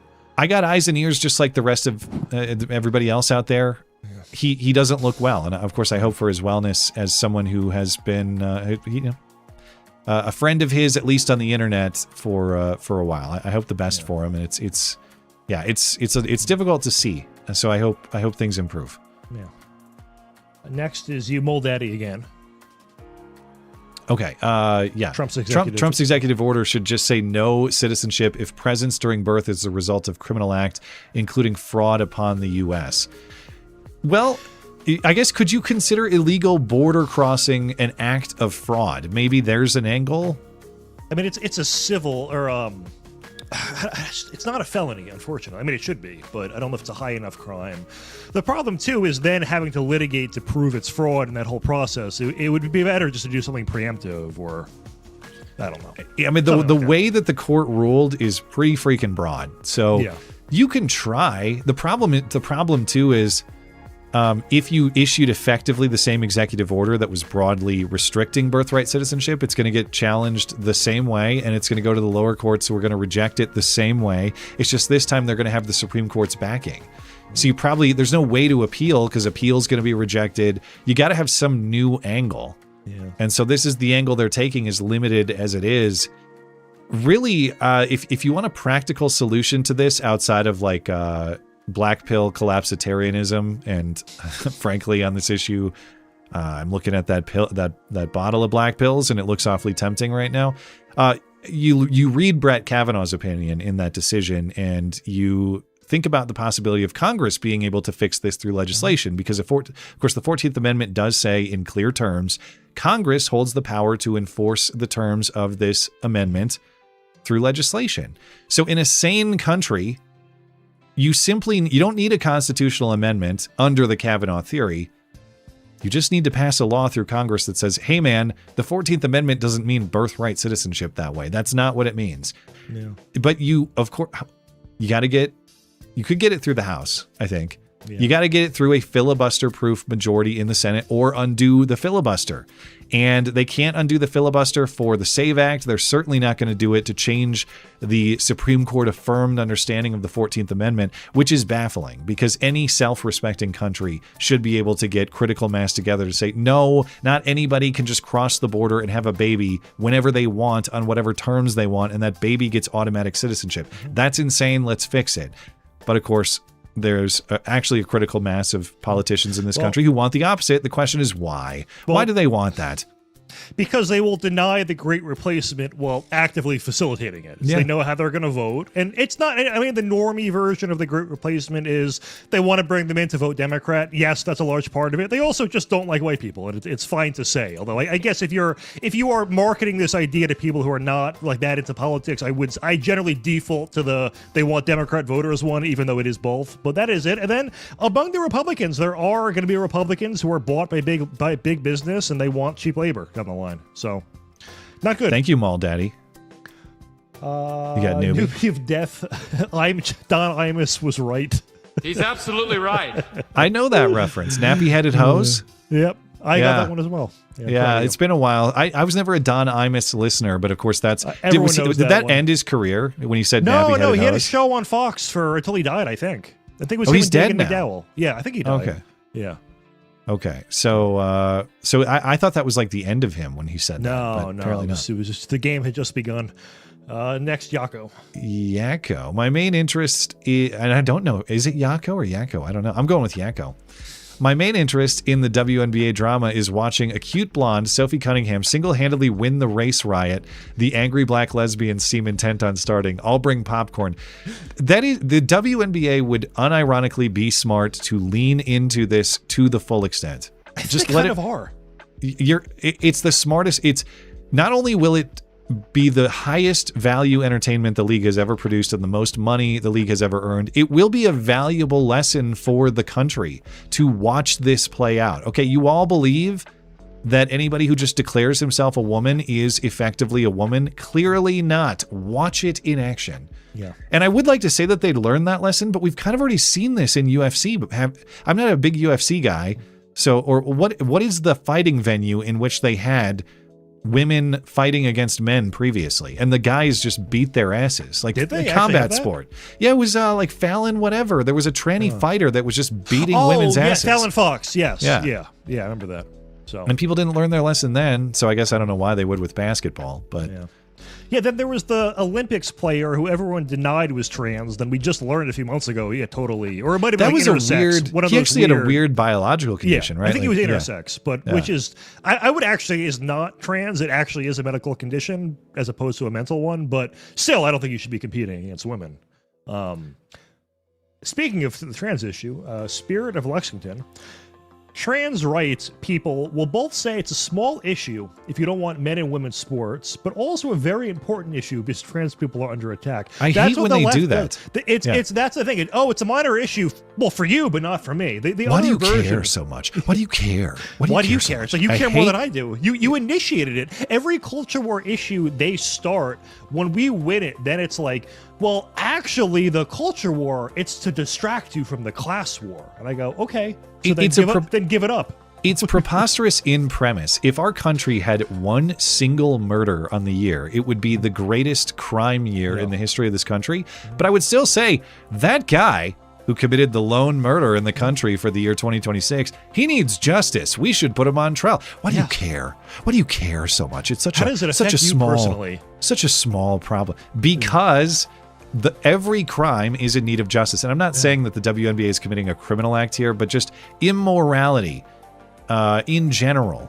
Injustices in general must be corrected for their own sake, whether they are large, whether they are small, whether they're on a big scale or a low scale. So that's why we care. And it fundamentally, the question is properly phrased. Why do I care about the WNBA? You got me there. I do not. On that, I'm pinned. The reason you care is because the truth always matters. Whether the context seems important or not, the truth is always worth pursuing for its own sake. And even if the WNBA is a silly context, the distinction between men and women matters, not just in the context of sport. It matters in the roles into which they fit in life, how they achieve happiness, how they achieve prosperity. Deny those distinctions and you have a bunch of confused, unhappy people. We're also watching that play out right now with a bunch of younger people who deny the distinctions between men and women and are finding out painfully that there are in fact distinctions that should be honored, or they will have terrible lives for living otherwise. Yeah. Next is Taker 610. I think it's you. No, guys, WNBA doesn't stand for Women's NBA. It stands for Worse NBA. Bingo. So as long as you're worse than the average NBA player, you're good to go. Well, in fairness, Enes Kanter and Royce White, the reason they're out of the league is because they're worse than the average NBA player, at least at this stage of their career. So they're following the rules in that way too. But the worst male player has to be better than every female player. Not at the NBA level. Yeah. I mean, you could take. You're still in the top 0.00001% at that. Think of like Muggsy Bogues and all the shortest NBA players. Mm-hmm. Those guys would wreck the WNBA All-Star team. Mm-hmm. But I heard Clay and Bach on the radio debating this week. I think it's not debatable because Clay Travis's whole challenge is, I want the champion WNBA team to play the high school state champion boys basketball team of my choosing for $10 million. That's the proposition that he's put out. This has been done with soccer before, and the boys always win. The boys club team beat the women's national team in some kind of exhibition. There's no doubt that a state champion boys team in any state would crush the WNBA. They were, talking about whether like an 8th grade team, a junior high team would. Which I think that's what it was with the soccer, I think. Something like that. They were early teenagers, I think. Yeah. So, yeah, I mean, it's not just bad NBA on WNBA. It's like reasonably talented 16, 17, 18-year-old boys are going to crush them. So, I don't know. I hope this stuff is played out because I can't wait to watch it. It's going to be. I'm going to watch every. We'll have to make a segment out of it. There's a tranny race war highlight game. Spirit of Lexington, and this is a continuation of his trans rights comment. Trans rights in quotation marks, implied. But the reason it matters is because they want to destroy fundamental parts of society, making us all reject truth at the expense of women. Yeah, it's. I don't want to live in a post-truth society where we have to pretend that things aren't real or pretend things are real because a very, very small minority says so. That's why you care so much, because the truth actually matters. Thank you, Spirit of Lexington. Newbie is back. He's just celebrating Imus again. Imus, all caps, many letters, was right. I'm going to have to go back. Imus was right. Okay, every word, every letter there's 5 of them. It's like D-Quan. It's proper pronunciation. It's key. Okay. The next one from Ben last name. You know Nate Higgers. Yes, I'm familiar. But have you met Phil K @ 660+S? Now, what you don't know what that is? What could that mean? I don't know. Do you actually not know what it is, or you just playing Is it the K word? Kaggetts. Phil Kaggetts. Oh, I thought it was going to be the juice slur. So no. It's Phil Kaggetts. Phil Kaggetts? That's funny. Yeah. No, I didn't know. Phil and Nate are great friends. Yeah. Now, dude, this reminded me of, I should bring it up. That makes way more sense than what I thought. That's hilarious. This reminded me of a great moment in internet history. I believe it's real. Yeah. Oh, man. Can I put this up on the screen? I'm going to risk it. So back in, what year was this? 2014. The New England Patriots were running a promotional on their social media to congratulate their followers up to their 1 millionth Twitter follower. It was called I feel like I know where this is going. 1 million Patriots. And I don't know if he was the millionth, but this man was somewhere. It's not Nate. It's actually his brother, Hate. It's typed out, uncensored in any way, other than there's an extra S on it. But according to at least this reporting from the time, and again, I believe this is real. Someone can tell me. I feel like I remember seeing what you're going to show. They tweeted out, yes, I have 1 million Patriots at I Hate Ends. Thanks for helping us become the first NFL team with 1 million followers. This is real. This is Nate's friend, okay? Oh, God. Someone dug up a Twitter thread from 2014 or like 2013 where Donald Trump was engaged in a Twitter discussion with Gooner Dad 52. There's so many just hidden gems back in the timeline. Actually, I have to know, did they had the auto-generated image of the @I hate Ends jersey. Did they ever produce the @I hate Ends jersey? Teams have like the Ring of Honor, or it does automatically. For instance, the Vikings, they have the Ring of Honor in the stadium, and you got all the greats: Carl Eller, Alan Page, John Randall, Chris Carter, Adrian Peterson, Randy Moss. The Patriots need to put this person in the Ring of Honor on their stadium, just the trolling Ring of Honor. This person is a legend, and their achievements are unrivaled, and I assume that someone in Foxborough for the Patriots got fired for this social media. So awesome. Failing. I mean, it must have been automated, but it's still That's hilarious. the thing. Back then, they had such fewer controls on all these things that there were ways to it. You can't achieve that sort of thing anymore. There are too many barriers. But we used to be a proper country. That's so good. Anyway, producer Tim. Actually, you know what? Let's we got a few. You know what? Let's finish these out, and then we'll get into the rest of the stories. All right. So you got Tim. Or no, it's my turn. It's my turn. Oh yeah, I screwed up Phil. You screwed up Kagets. Kagets. So we have. Tim says, so we have defeated the British. Sorry. We have defeated the British and created a country of our own. How should we deal with any British that now try to enter our new country? The children should automatically be made American citizens. How the fuck does that make any sense? No, correct. But this was generations afterward, right? This was almost 100 years later. That is true. But they got much wiser. Yeah. But so I just don't understand. I know we've talked about this a million times, that why it didn't apply to Native Americans until the 20s, but it applies to illegal immigrants from Mexico. It's nonsensical. It makes no sense. The reason they had to pass a statute after the fact for the Indians is because the Indians were not included. Being born Indian in on American soil did not entitle you to American citizenship post 14th Amendment. Spirit of Lexington. We do want it to be harder to convict someone than not, because we should be empowered to defend ourselves if necessary. The problem is, one, we are often not empowered, and two, obvious criminals are let go. Yeah, that's the thing, is there's never any even attempt to arrest or to indict any of these people or bring them to justice. So yeah, that is the issue. I will say the whole am I crazy for suggesting that we get away with Miranda rights?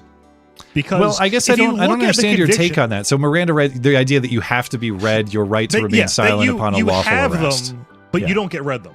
It would be my ideal. Because if you're so there are people that are so retarded that they will immediately confess. We saw it with Carmelo Anthony. Yeah, he did. And if you look at conviction rates when Miranda rights were enacted or given, it dropped like 10 percentage points that year. So there was a lot of retards incriminating themselves. I guess it even though I do agree that the concept of Miranda rights or the rights against self-incrimination are important, you do have the right to remain silent. The idea that the 5th and 14th compel a police declaration of it does seem like a little bit of a stretch potentially, but that's what that's what they say, I guess.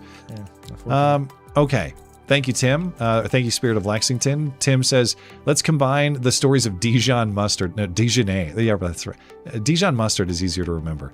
DiJonai fouling Sophie Cunningham and letting biological males into the WNBA. If a dude playing against Sophie did the same thing, he would likely break her neck. It's the one reason the pro-transers are so moronic. Well, bring in someone to do the same move on DiJonai Mustard. That was the one thing about DiJonai. You mentioned her wig, but her white privilege claim, why does she want white privilege with her blonde wig? And I didn't cut it because I figured we'd go too long talking about the WNBA, but she did an Instagram live after all of this and claimed that blonde is her natural color.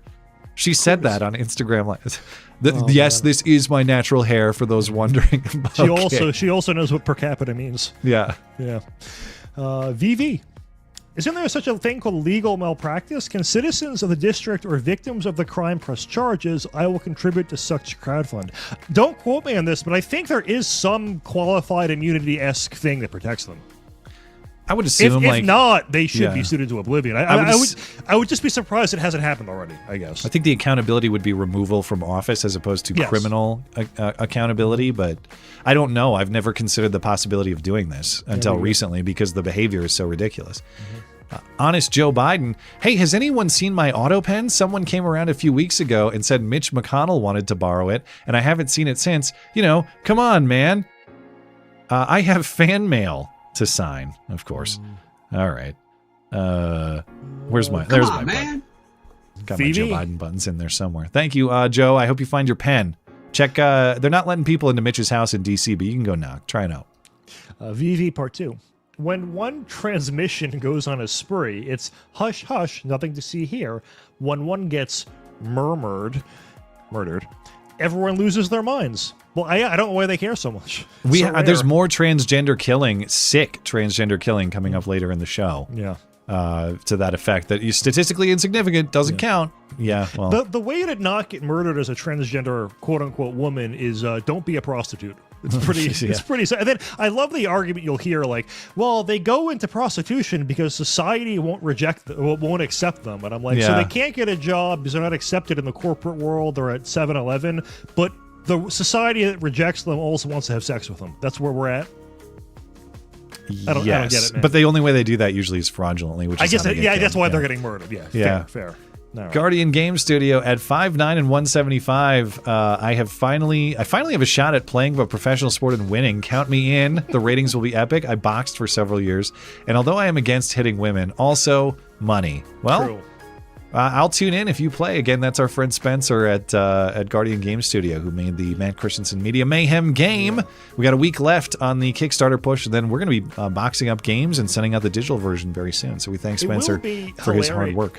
Sorry, but it will be hilarious if Cunningham flips on the trans stance just to make an exception for these two players to be on her team. That would be the best outcome. Pothead Wino, let's get this one as the last one for now. I myself could probably win 4 out of 5 games against a female rugby team. One game I'd probably just lose somehow due to the massive erection. It would be hard to play. That's an honorable way to lose the game, I would say. All right. I'll have to just circle back with you. Thank you guys for your super chats. Very much appreciated as always. Getting back into the news, and we'll come back to super chats at the end of the show as well if we haven't got to you yet. Matt P is going to walk us through the July jobs numbers, which seem a little bit discouraging off the bat, but maybe not. Maybe there are silver linings galore. Look at the data, as Sam Hyde would say. So the headline report is the economy unexpectedly lost 23,000 jobs in July. Every shitlib influencer was trotting this out, but if you actually look within the data itself, it doesn't show. It actually shows the private sector added jobs. So the headline number, 23,000 lost. There were 53,000 government jobs lost last month, which means over 100%. Basically, of the losses, or all of the net losses, plus some, were from government jobs going down. Another thing, too, is and that's all government, that's local, state as well, not just the feds. Yeah, although when you chart state and local losses versus federal, state and local actually have been adding slightly, but it's been it's been still a net decline thanks to the federal jobs going down. And I think I have a chart in there maybe near the end. I can't remember if I put it at the beginning or the end that will show it, but I think everyone's familiar.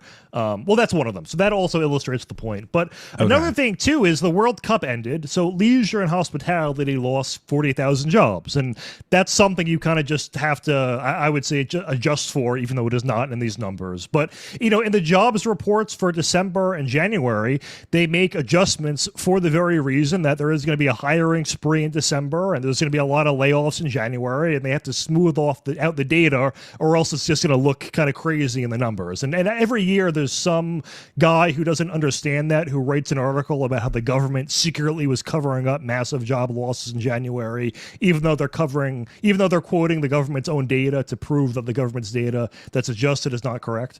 But I'm rambling a little bit here. Also, the labor force participation rate shrunk, and a lot of this was due to the fact that Haitians, Yemenis, and Syrians lost temporary protected status. It was around 400,000 Haitians, and then a couple thousand from the other countries, so mostly Haitians. But if you look at the foreign-born labor force, in June, it was 31.85 million. In July, it was 35.6 million. So that's that's 300,000 jobs right there lost that are among foreign-born people. The tweet you're showing is in thousands, by the way. So the 31,000 is actually 31 million, and all that. So I had a chart you were just at. It was showing foreign-born versus native. Yeah, that one. So under Joe Biden, and unfortunately, this chart actually doesn't show justice to what I'm saying about Biden just because it starts in 2013. But 100% of the net job growth under Joe Biden went to people not born in America, meaning people born in the U.S. were employed at lower rates. There was fewer employed when Biden left office than took office, despite economic recovery. All job growth was people. This is on net basis, obviously. Yeah, I mean, there's a little bit relative to the COVID low, but like, does that really count? But it shows the recovery, and also during the COVID recovery, if you look at Fortune 500 or S&P 100 companies, 94% of the jobs recovered went to non-white people. So. Also another thing to consider. So when you saw all those rosy economic numbers, the recovery under Biden, and it was thinking, Indian truck drivers. Yeah, it's not you. Yeah. It's not us. But under Trump, basically 100% of the net jobs have been people who actually were born in this country. Unfortunately, I guess that includes people from birthright citizenship, but there's not that many relative to the overall population. All right, what else do I got? So under Trump 2, there are 1.3 million people who are not born here lost employment, and that does include legal immigrants or those with legal permanent status or green card H-1B, but I don't care. While 1.7 million Americans who were actually born here did gain a job. So. Very good stuff, and I think that's all I have. If you wanted to cycle through the charts a little bit, okay, yeah, that's pretty much all. Oh, and the other relevant factor is the unemployment rate did go down from the labor force participation rate dropping, and this is not like under Obama where people would just give up for work because the economy is so shitty, so that's why the unemployment rate was going down. It's because we're actively removing people, and that's also the federal employment chart. You'd think libertarians would love Trump based on this. Don't hear much about that, but good news there. Yeah, well, and the other thing about the jobs number, even if this is not as rosy as maybe you're presenting, that we're potentially losing American jobs, in which it doesn't sound like we are based on the numbers you've presented, but if you want to be optimistic just on the headline level number, even this actually is what the Fed is looking for, and I don't want to play the Fed's game. I'm like, oh, goody, the Fed's going to be happy. Yeah. But if you're the sort of person who is hoping for a rate cut or two or many in the future, they want job growth to slow. That's what they want to see, because their view is that the economy has been too hot, making inflation too hot, so they can't reduce the rates. Otherwise, they're injecting too much money, which will cause more inflation. Mm-hmm. They want to see declining jobs numbers. Not that I want to, or I think it's good if someone loses their job. It's just if you're on interest rate watch, there is potentially a silver lining in that regard as well. And also the national debt is going to get so expensive if rates go up. I mean, relative to what it already is. I think we're spending more on interest than the military at this point. So not great. Although one other bullish sign I saw in the news today was Berkshire Hathaway, Warren Buffett's firm, has started deploying some of their $400 billion cash pile. So they're bullish on the market at this point. I mean, I know the market and the economy aren't always the same thing, but in the long run, they kind of even out. So good news there. But we'll see. I mean, you never know. Well, moving on, here's a nominee for the most softened headline of all time. I know you sent this story to me, and several people did this week, so I appreciate it because it's a good one. ABC 7 in New York. Mount Vernon, as in New York City, Mount Vernon official, as they say, just generic one. Mount Vernon official drove son from Bronx shooting, DA says. Well, my goodness, there was a shoot. This Mount Vernon official is very responsible. Getting his or her son out of a shooting area is a very good thing to do. I'm glad everybody's safe, and this Mount Vernon official got his or her son out of there. What official was she? Oh, she's the Deputy Commissioner of Public Safety. Oh, well, that's great. Keeping her son safe by driving him away from a shooting. No. She was the getaway driver for him after the shooting is what happened. Wow. Awesome. So a better phrasing for this headline, better presentation, would be Mount Vernon Police Public Safety Commissioner charged for being getaway driver for son's gang shooting is what actually happened here. Jennifer Lackard has been arrested, now accused of helping her gang member son commit a shooting at a rival gang member earlier this summer. Both she and her son were arrested Tuesday morning. Her son shot at this rival gang member, failed to hit him, I assume he had the Loser. sideways Glock. I mean, you know Sailor's all law. about the accuracy numbers. Evidence shows that mom coordinated with him to help him flee the scene. This chilling surveillance image from November 2024 shows a 19-year-old pointing a gun at an NYPD officer in the Bronx. An officer shot him in the leg that rainy night, and the young man, later identified as Chase Lackard of Soundview, was arrested on weapons and menacing charges. Officials that night said he was a gang member with a criminal history who never should have been on the street. Now, a year and a half later, his mom, Jennifer Lackard, was in court, charged with being her son's getaway driver after he aimed a gun again, this time firing several times, right behind the Bronx courthouse, June 29th. Prosecutors said this shooting was also caught on surveillance, and there were text messages. 20-year-old Chase told Jennifer Lackard to wait for him outside the building. She responded, when? Question mark, question mark. She says, you can't just be standing out front. The timing has to be right. Jennifer Lackard was, until this week, a deputy commissioner in the Mount Vernon Police Department. She was appointed the deputy commissioner for wellness in 2020 with a background in social work and recognized for advocacy work with reentry programs. Today, she faced attempted murder, conspiracy, and weapons charges, accused of helping her son settle a score with rival gang members. It's not against the law. Oh, fuck you. Tim says it's one hell of a bring your child to work day. Yeah. Turns out it is, in fact, against the law. Now, I was confused by the timeline in that news story because they said something about the son getting shot in the leg, and then they said something about last summer, as in 2025. Now, it turns out, speaking of not keeping criminals locked up, this is the second time, at least, that this son has committed a gang shooting. He did it last summer as well, 2025, got shot by a cop in the leg. Still, he's out on the streets this summer to commit another shooting with the help of his mom. But actually, it wasn't just his mom. It was an entire family outing. Dad was also there too. Holy shit. James Lackard was also in the car.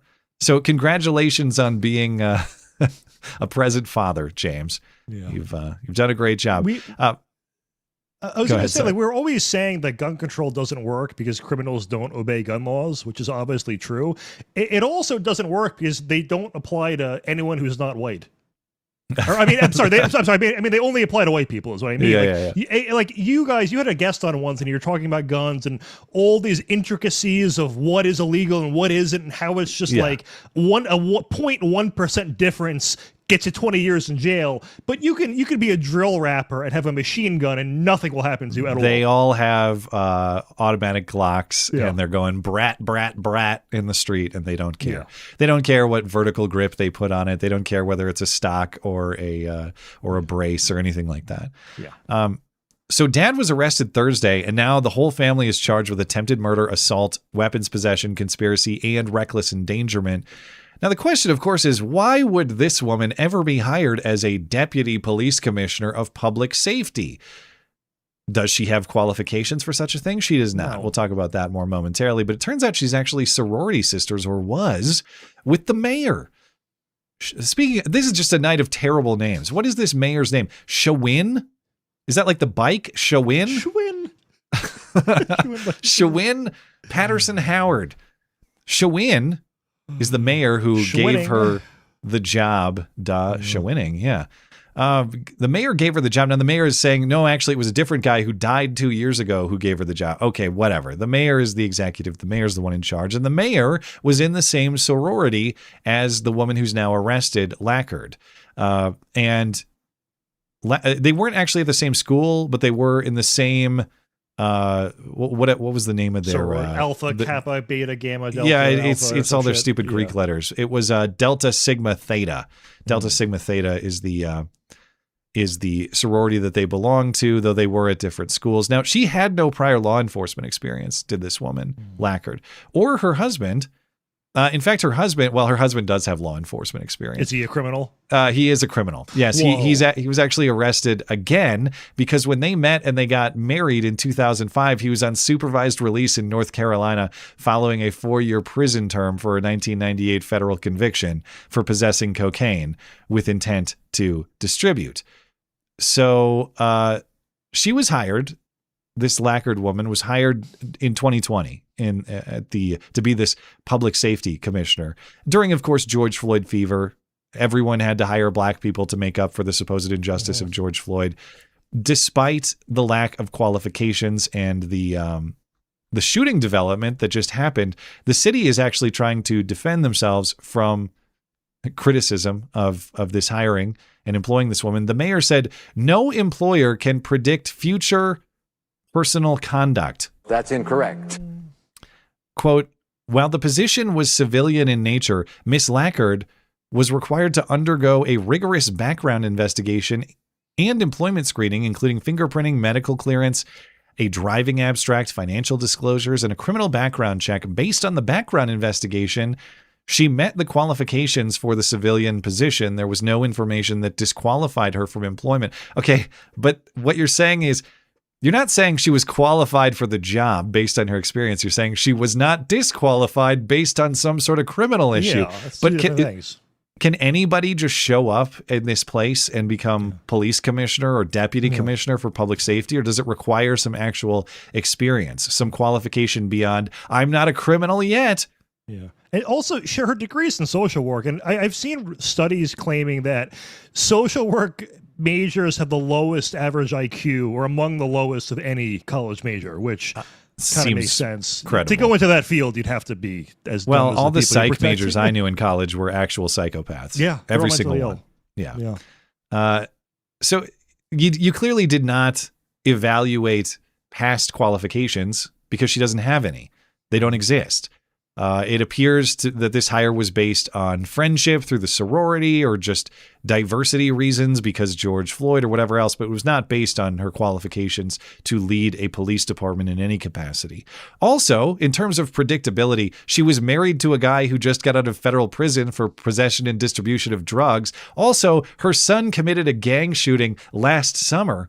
So the future criminality, I think, was actually more predictable than the mayor is acknowledging based on observed ongoing behavior. This is actually part of a pattern for her personally, not just something out of the blue or maybe something that her family members did or her community did. No, she personally has been closely connected to crime for a little while now. Like, I've always been in the position that if, you know, a family member, whether close or distant, was implicated in some horrible crime, I would just keep silent and not give away any information. That is worlds apart from actively participating and encouraging the crime. That's an interesting point. Like, how far does that extend? We were actually talking about this on Wednesday in the context of criminally charging the parents. Mm-hmm. And my standard is you got to show some sort of participation with the parents. Correct. But there's a question of let's say it's not warning signs like your kid appears crazy and has a gun. Let's say that you see, whether it's your son or just your friend, whatever. Like, let's say you and me. Let's say that I saw that you texted someone about committing a crime, but I'm not involved in the crime. Mm-hmm. I am not participating in the crime. Do I have an obligation to report? I feel like if it's an exact threat, I would say yes, but violence, I don't think, maybe is that but, if it? Yeah, but I don't think it should be like 10 or 15 years. And also, like, I don't think the bar can be so low where it's like they got an interest in guns and also they developed an interest in school shooters. Like, there's plausible deniability where you could be like, yeah, he fell down a YouTube loop and got interested in a topic or something. Like, I think it has to be extremely explicit. I want to do this and I'm going to do it. And then if you saw that, then there's the question of moral culpability, which I agree. If I saw someone say, I'm going to go kill this guy right now, I probably should at least tell that guy, hey, someone's coming to kill you. But there's which is the a question nice thing to do if you're a killer. Right. There's the question of criminal liability. If I just saw someone plotting a crime and didn't report it, should I be criminally liable? It would. I just think it would have to be a very low sentence in that, because what if they posted it on social media and 1,000 people see the post? Do we go after all of them? Yeah. Or if one of them reports it, then do we go, okay, we're cool? We should have went into law. It's a very difficult spot. I agree. There's a moral obligation to do what you can to try to stop crime in progress, but I don't like the idea of criminal liability any more than for the same reasons I'm critical of the criminal liability they're applying to parents in these school shooting situations. It's going to be unequal. It's always unequal. There should be. at least 1,000 to 2,000 parents in Chicago alone going to jail by this standard if we're going to enforce it. So, including they should be going to jail are, for many reasons beyond just this. But beyond this, well, yes, you talk about this case makes me wonder because, of course, gun control doesn't work. You talk about that theme. The other theme is like, well, the biggest problem in the black community is absent fathers. Or is it? I mean, this father's absence might have been beneficial. Don't get me wrong. I'm not saying that it's still better, but it's conservatives who have convinced themselves that will solve the problem are, they're being overly optimistic. It will reduce the problem. It will reduce the problem significantly, but it will still be there. It's foundational, and it will. I definitely believe it will have significant improvement. However, do I think that if you simply put black fathers into the home at the rate that white fathers are, that the crime rate would also equalize? I don't. I mean, I think you would see it get closer, but I don't think it would equalize. Correct. I think there are other factors in play. The other kind of cope from our side is the whole it's not race, it's culture, which it is one of those things like, yes, that is literally the case, but race and culture correlate. And they correlate to an extreme degree. So is it a distinction without difference? Sort of. And I want to clarify when I say that I think there are other factors that are explanatory. I want to be clear, strictly socioeconomic. Strictly socioeconomic factor. Yeah, obviously. I think it's poverty. I believe that. I'm a liberal, so I think that poverty causes crime, and also that millionaires and billionaires are all criminals. Right. Yeah. Anyway. All right. Time for Hoax Hate.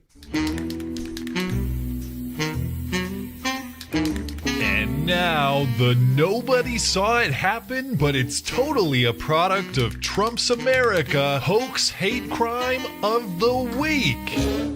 Ah, shit, it's backwards. You think they'll notice? Speaking of questionable present black fathers, thanks to our AI wizard listener, Kevin L., for sending this story. In Warrenville, Illinois, a Chicago suburb, a black father named Leo Sullivan says he was staying with friends at an apartment building, and he and his sons were enjoying some time at the pool this week. But the property manager, and it's two women, both of whom are in some sort of property management role, so far unidentified, they approached him and asked for ID, presumably to show that he was authorized to be using the pool, since the pool is not open to the public, only for residents and guests. That's who gets to use the pool. So I assume that's what these women were asking about. But Leo refused to produce ID. She called police because without demonstrating who he is, he's not authorized to be there. And so he starts recording a video claiming that she is a racist white lady who is singling them out because they are black. Just because we're black, we consider just like everybody else. This Karen decided to call 911 on a family enjoying their pool day, claiming they didn't belong there. But wait until you see how she reacted when called out. Okay, so I'm going to record this. So I'm sitting out here with the pool with my children. I'm the only black man out here. So the nice white people come out here and tell me if I don't show them my ID, I have to leave. But no one else has to show their ID. So now she's going to call the police on me. And the police are going to come in front of my children. And they smiling. Look at her smiling. They're smiling. But our residents here. I don't want to be recorded. You being recorded. I'll be here. When the police come, I'll be here. So now they're calling the police on me. Karen and her friend, she's smiling because they're going to call the police on me because I don't have an ID on me. Who takes an ID to the swimming pool? And not just that, nobody else has been asked to show their identification. I don't even like racism. No, there's no one else there, so how could they ask them for their identification? I think there are 2 or 3 maybe white people far off in the distance. Yeah. There are a couple, they're hard to see, but there are a couple other there. Yeah.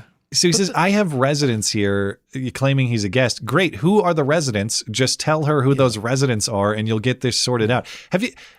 Have you ever, I don't know that I've been asked for identification at a pool in exactly this way, but this is exactly like having to show authorized parking at a hotel parking lot, which I've had to do before.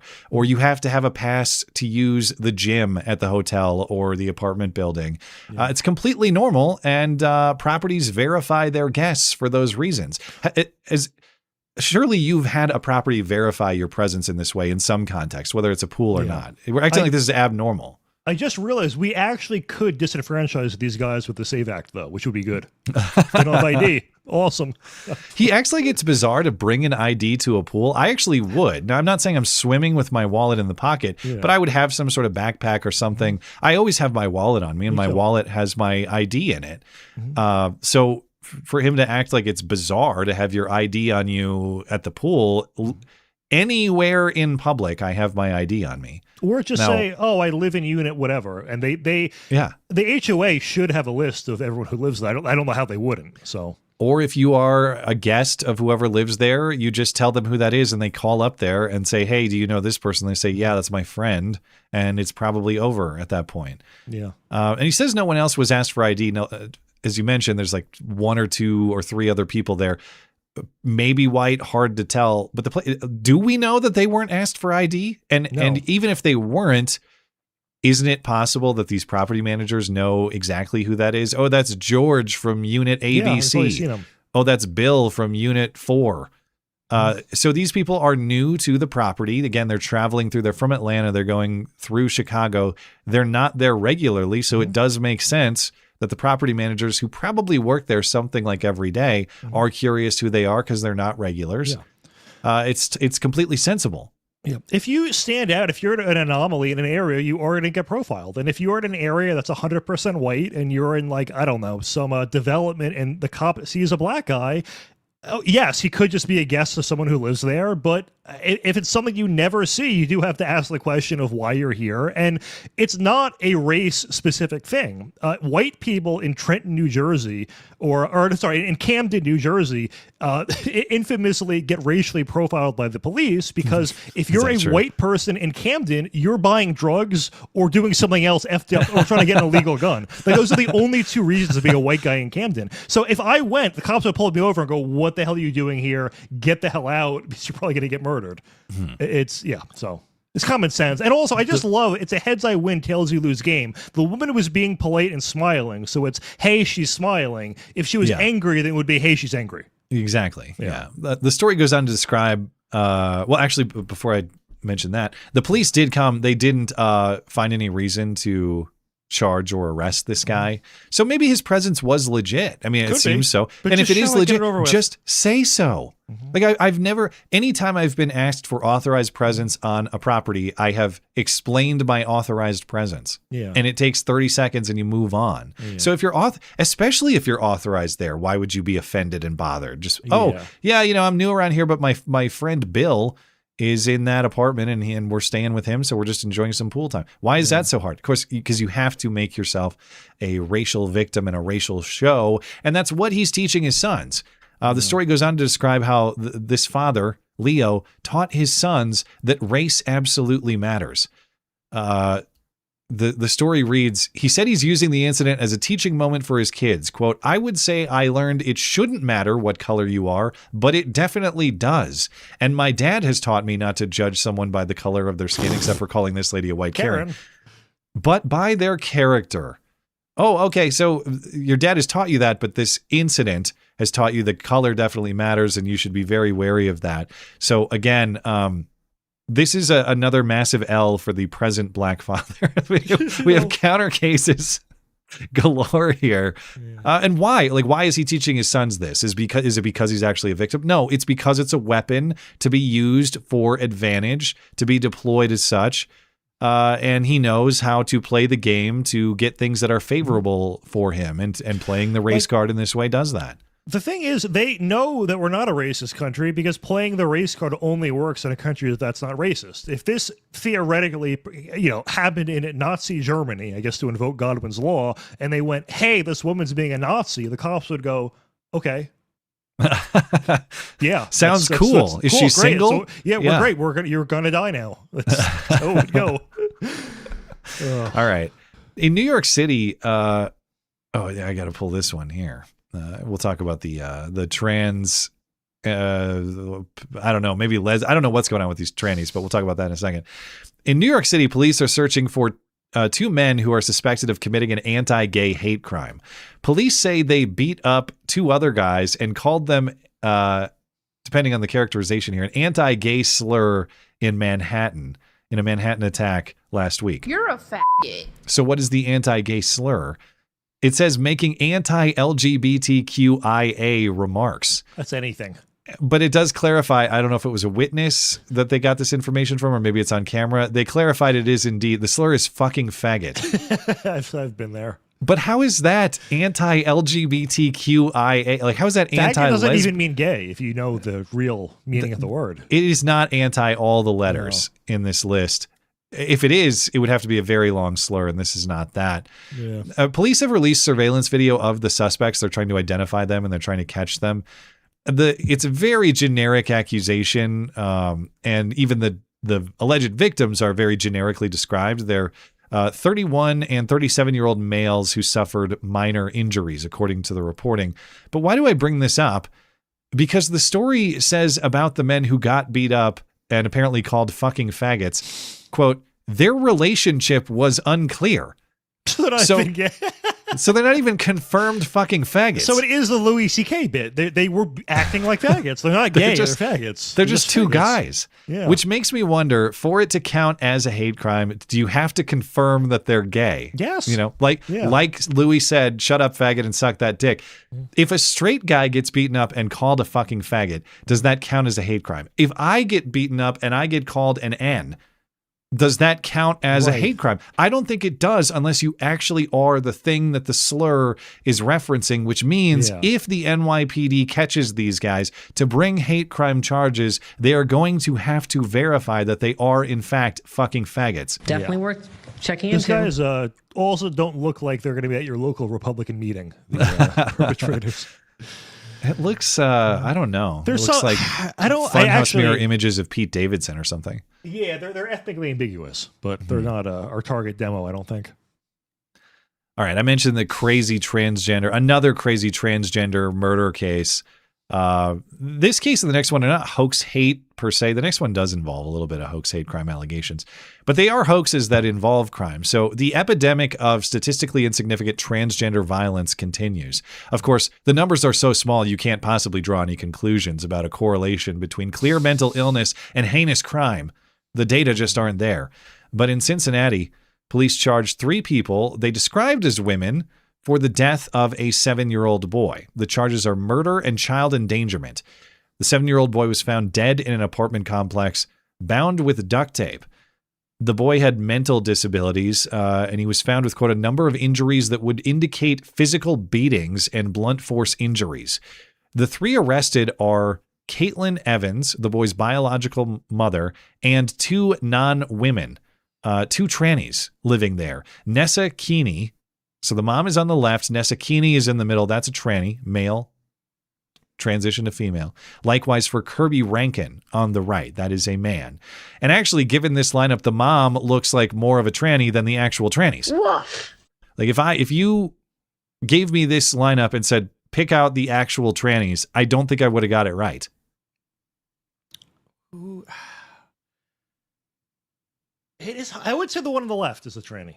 But that's not. That's the biological mom. Yeah, correct. It's the who's the actress the tranny looks like? It's what the hell's her name? It kind of looks like Arya Stark. Is that who? Okay. A really droopy-eyed, heavily hungover Arya Stark. What's her name? Hold on. Is that from Game of Thrones? Is that the woman? Yeah. That's who she reminds me of. I never watched the show. Okay, yes, that is what I was thinking of. What's the name? Is Maisie something? What's her name? Maisie Williams? Maisie... It's not Maisie Hirono. She thinks everyone grabbed a boob. Also, I could see that as well. Isn't Maisie Williams Arya Stark? Isn't that the same person, or am I confusing names? I have never seen the show. Yes, it is the same person. Okay. All right. So I had just looked up her and then her character and not realized it was the same fucking person. So after this news came out, several news outlets reported those arrested as, quote, 3 women. Local NBC, that's WLWT, local ABC, WCPO, local 12, WKRC, and the Cincinnati Enquirer newspaper. And I thought, well, maybe there was like a misunderstanding initially in the original story. But I checked. I went back and looked at all the stories highlighted by Libs of TikTok to see if the phrasing has changed. Some have. But as of this afternoon, the local NBC story still says 3 women facing charges. The Cincinnati Enquirer still says 3 women facing charges. The local ABC story has been changed to say 3 people. The Local 12 story has been changed to say a mother and her 2 roommates. Now, beyond the media lying, the death in this case is just horrific. Investigators believe that these freaks tortured this 7-year-old boy for 2 months before he died. There's evidence of water torture, burns, again, blunt force injuries.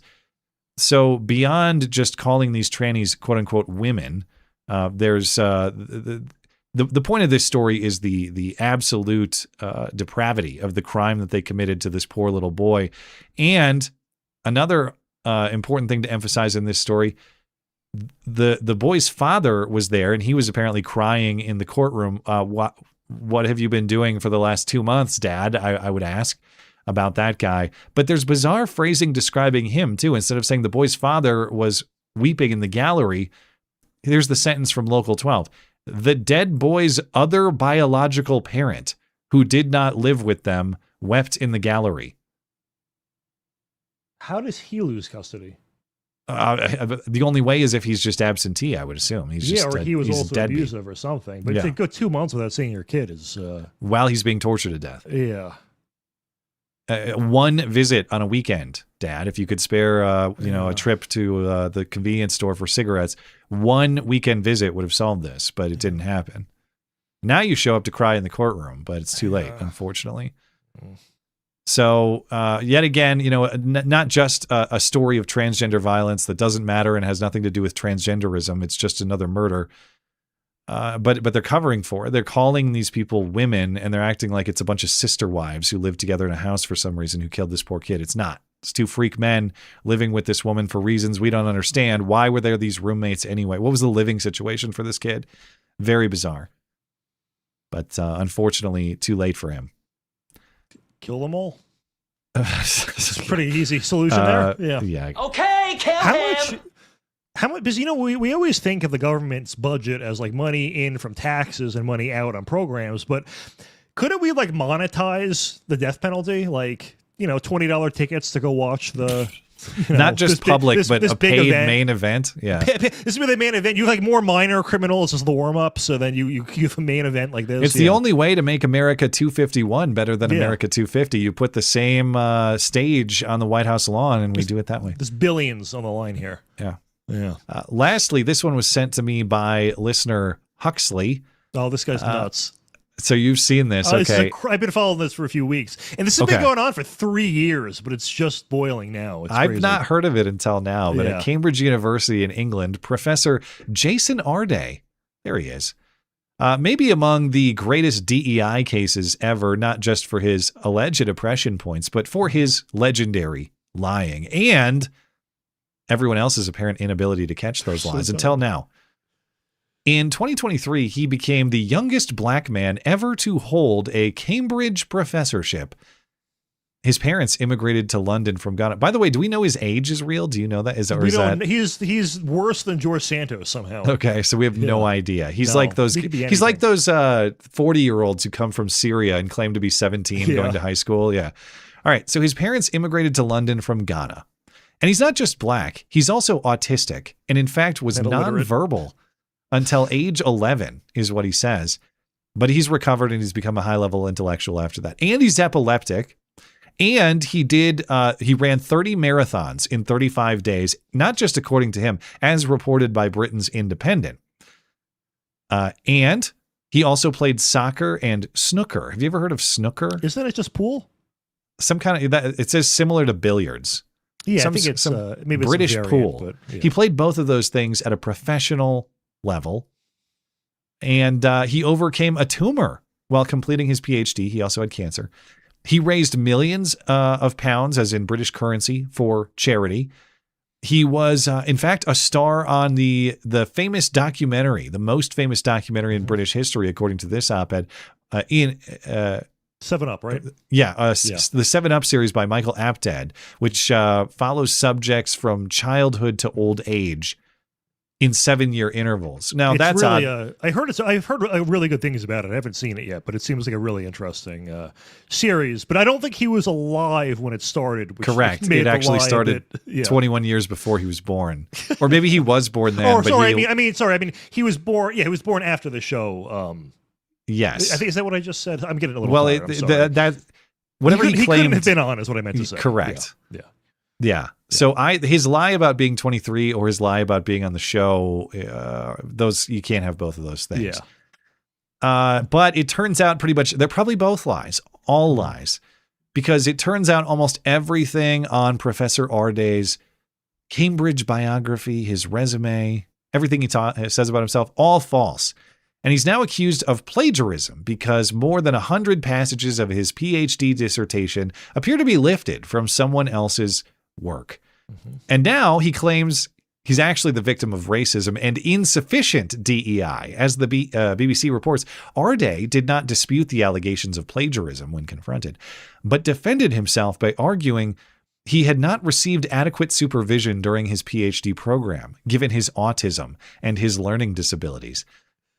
He also said that he got fired from Cambridge because of a campaign by a man who threatened him with a knife. There's no evidence of that. He said someone sent a severed pig head to anonymously to his parents. There's no evidence Godfather of stuff, that. Yeah.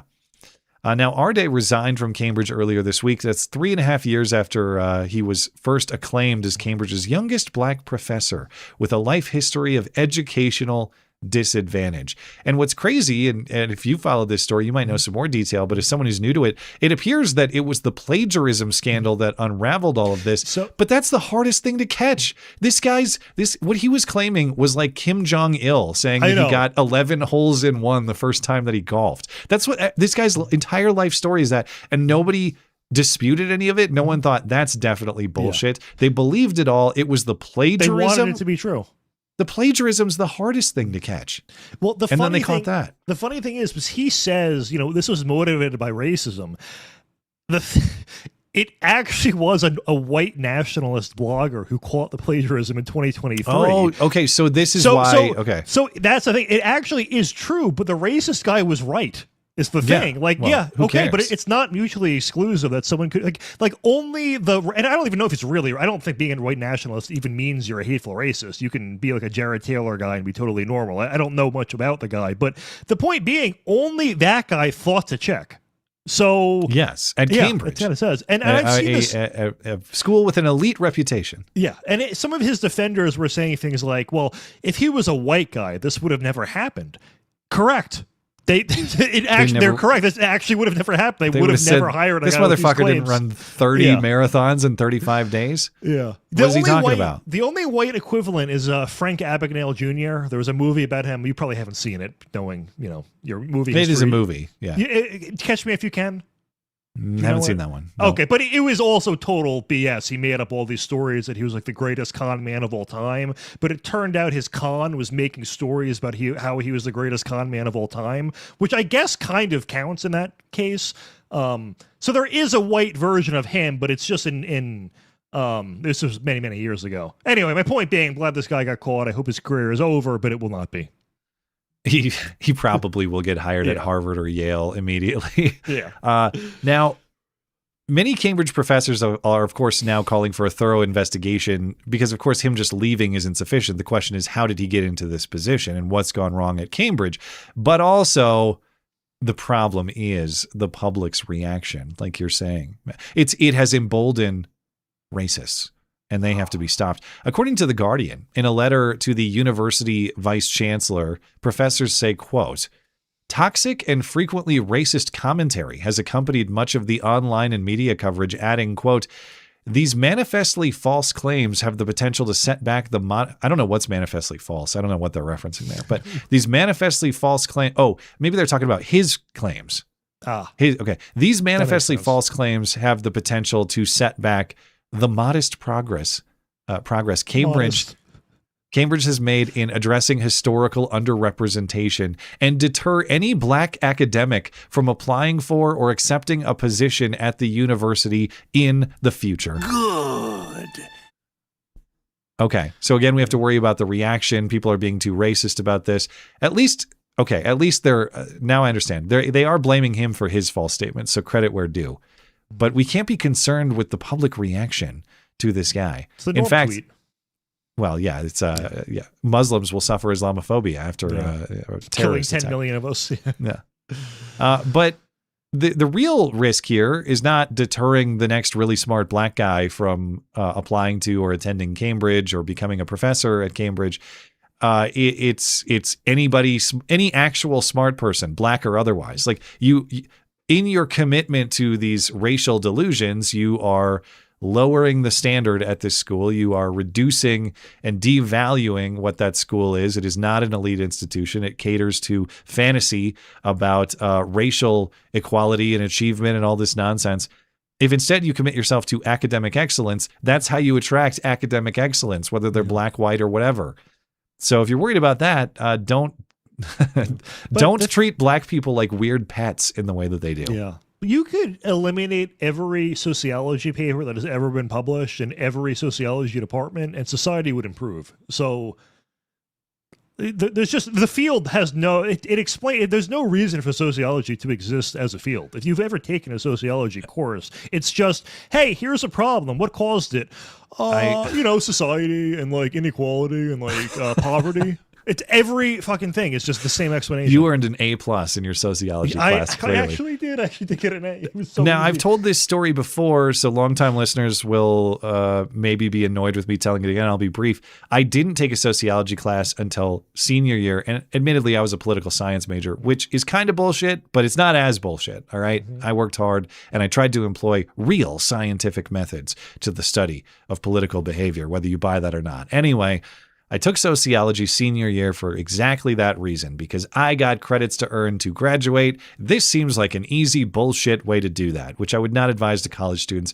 Get value out of your college experience if you're going. Don't sign up for bullshit classes to get by easily, because otherwise, why are you paying all the money that you're paying? Anyway, stupid young me, I'm going to get an easy class just to finish up here. I'm taking sociology. And the reason I bring this up is not just because it was exactly what you described. It's because it was my first glimmer into what was coming. Now, back then, I was a good boy Obama voting Democrat, but I also played Xbox. So I understand how the real world works. Okay, I've heard the slurs. I enjoy them. I find them funny. So I'm a senior who doesn't give much of a shit about this class, and it's full of incoming freshmen. And all these freshmen are wide-eyed about how they're going to change the world, and they have all these enlightened progressive ideals. And we get assigned a book from this professor, and you can look it up. It's called Dude, You're a Fag. And it's a sociological study of the specter of the faggot and why junior high boys call each other faggots, even though nobody really knows what a faggot is. It's just you don't want to be one. Watch Louis C.K. The specter of the faggot. Okay. And I'm like cracking up reading this book for the reasons you're describing. Like, number one, this sounds like an Xbox Live lobby. Number two, does anyone really? What the hell are we talking about? This isn't even real. This isn't real science, but the class became freshmen compete to be offended class. I didn't speak up much in that class. There were maybe 30 people in it. I'm sitting in the corner just trying to get through it. These freshmen are all eagerly participating. Each week we read whatever chapter, and they're competing to become the most offended by what is described in the book. And I'm sitting there thinking, what are you talking about? Not only don't you guys play Call of Duty or Halo like I do, where you've heard this every day and you know this is completely normal, but didn't you guys go to middle school yourselves? Yeah. Didn't you call people faggots and get called a faggot? Why are you acting shocked? Like this is the behavior of teenage boys, and like the word choice is significant. Again, like back then I was lefty in my worldview, but it was the first time I saw it. I didn't know what it was now. I wish I could flash back and sit beside myself in 2010. This was spring 2010, and watch myself start to process what I was observing, because it was indicating all of the bullshit to come over the next decade, during which my entire worldview would transform. So sociology actually taught me some high-level lessons, just not the way it intended to. The hack I discovered to disagree with my professors is I would just pretend my arguments were something I had read and was unsure about. I'd be like, oh, you said this, but I think I heard this guy make this one claim. Is that like this one claim that debunks everything you just said? Like, is that BS? Like, am I wrong about that? What are your thoughts on this? I would just frame it as being inquisitive, and then instead of me being the bad guy, I was just participating and trying to help him out, even though I was not. And I did well. So that's the way you do it. Modern problems require modern solutions. Yeah. Creative. All right, we got to catch up with Super Chat. Let's get into it, and we'll call it a night. Is that book what turned you gay? Ha ha ha ha ha. Good one. All right. I don't know. Maybe it was the start of what sent me down that path too, I guess. Let's see. Pothead Wine? No, we read that one. Esoterica Unbound. He's quoting the man of color. I'm the only black man around here, end quote. And obviously the one person acting like a whiny little biatch. The fatigue is real. If only the racist Karen had the courage to say that. There are other distinguishing factors about you, your behavior being the primary one. By the way, if all women were like what black people think they are, this Karen caricature, there would be no race problem in this country. Also, I forgot to mention this during the segment. Even as tired as the term Karen is, and it is, that's an inappropriate use of the term Karen. Karen is someone who assumes a busybody role that is not actually hers. Those are legitimately the managers. Karens call the manager. They are the managers, though. They was squarely within their job to be doing what they were doing.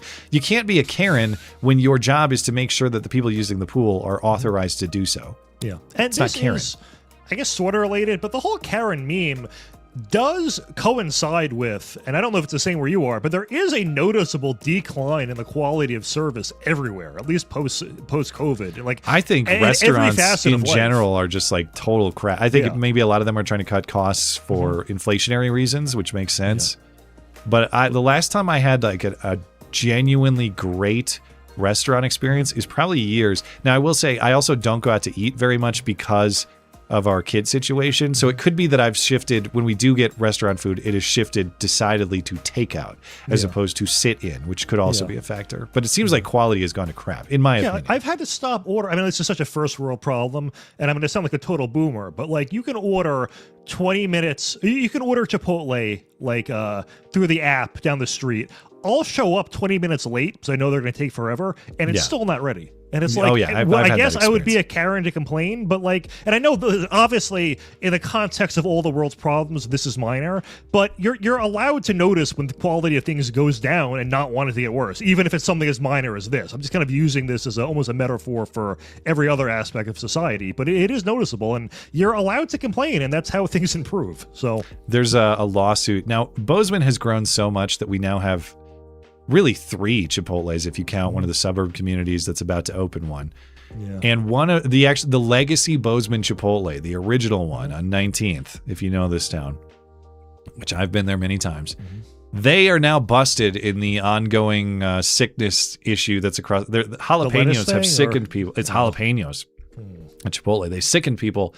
And there's a mother and a son who have filed a lawsuit against the Bozeman Chipotle because they have suffered some sort of digestion issue, some sort of sickness as a result of eating at Chipotle. And this is the same question with the lettuce at Taco Bell. How the hell do you know the difference? How do you understand? What is the difference between the sick Chipotle visit and the normal Chipotle visit? Or certainly Taco Bell. So I hope the judge on this case asks that woman nicely, ma'am, have you ever been to a Chipotle in your life? Like, get the hell out of here. You got your burrito exactly the way it was supposed to be, and you took exactly the shit you were supposed to. Now stop wasting my time and get out of here. At the Taco Bell near my house, and I'll end on this, they stopped taking your order verbally because the employees don't speak English. So you have to order it on the machine. But I assume they don't speak Spanish either. It's something else. Well, once you go to Spain, you realize that not only can Spanish people in this, not only can Mexicans in this country not speak English, they can't fucking speak their own language correctly. Did you try Yo Quiero Taco Bell? Did you try that one? I'll try that. But then you have to go up there and try. So you'll order it on the machine. Nothing happens. And then you have to go to them and be like, this is my number. Can you please make my order? And it's a 30-minute experience to get a Taco Bell. Anyway, sorry about my fast food rambles. It's just one of the but that is admittedly to your minor point on problems complaining. That's the thing is it was a different era when you would spend $5 at McDonald's. And I've never been a Taco Bell guy. I've been more like McDonald's, Wendy's, Arby's to some extent. But I know people cringe at that, but dude, Jamocha Shake and curly fries, people who know, it's legit. I do not. It was. But back then, spending $5 and getting a pile of crap, it was okay because it was $5. Now you go in and you spend closer to $20.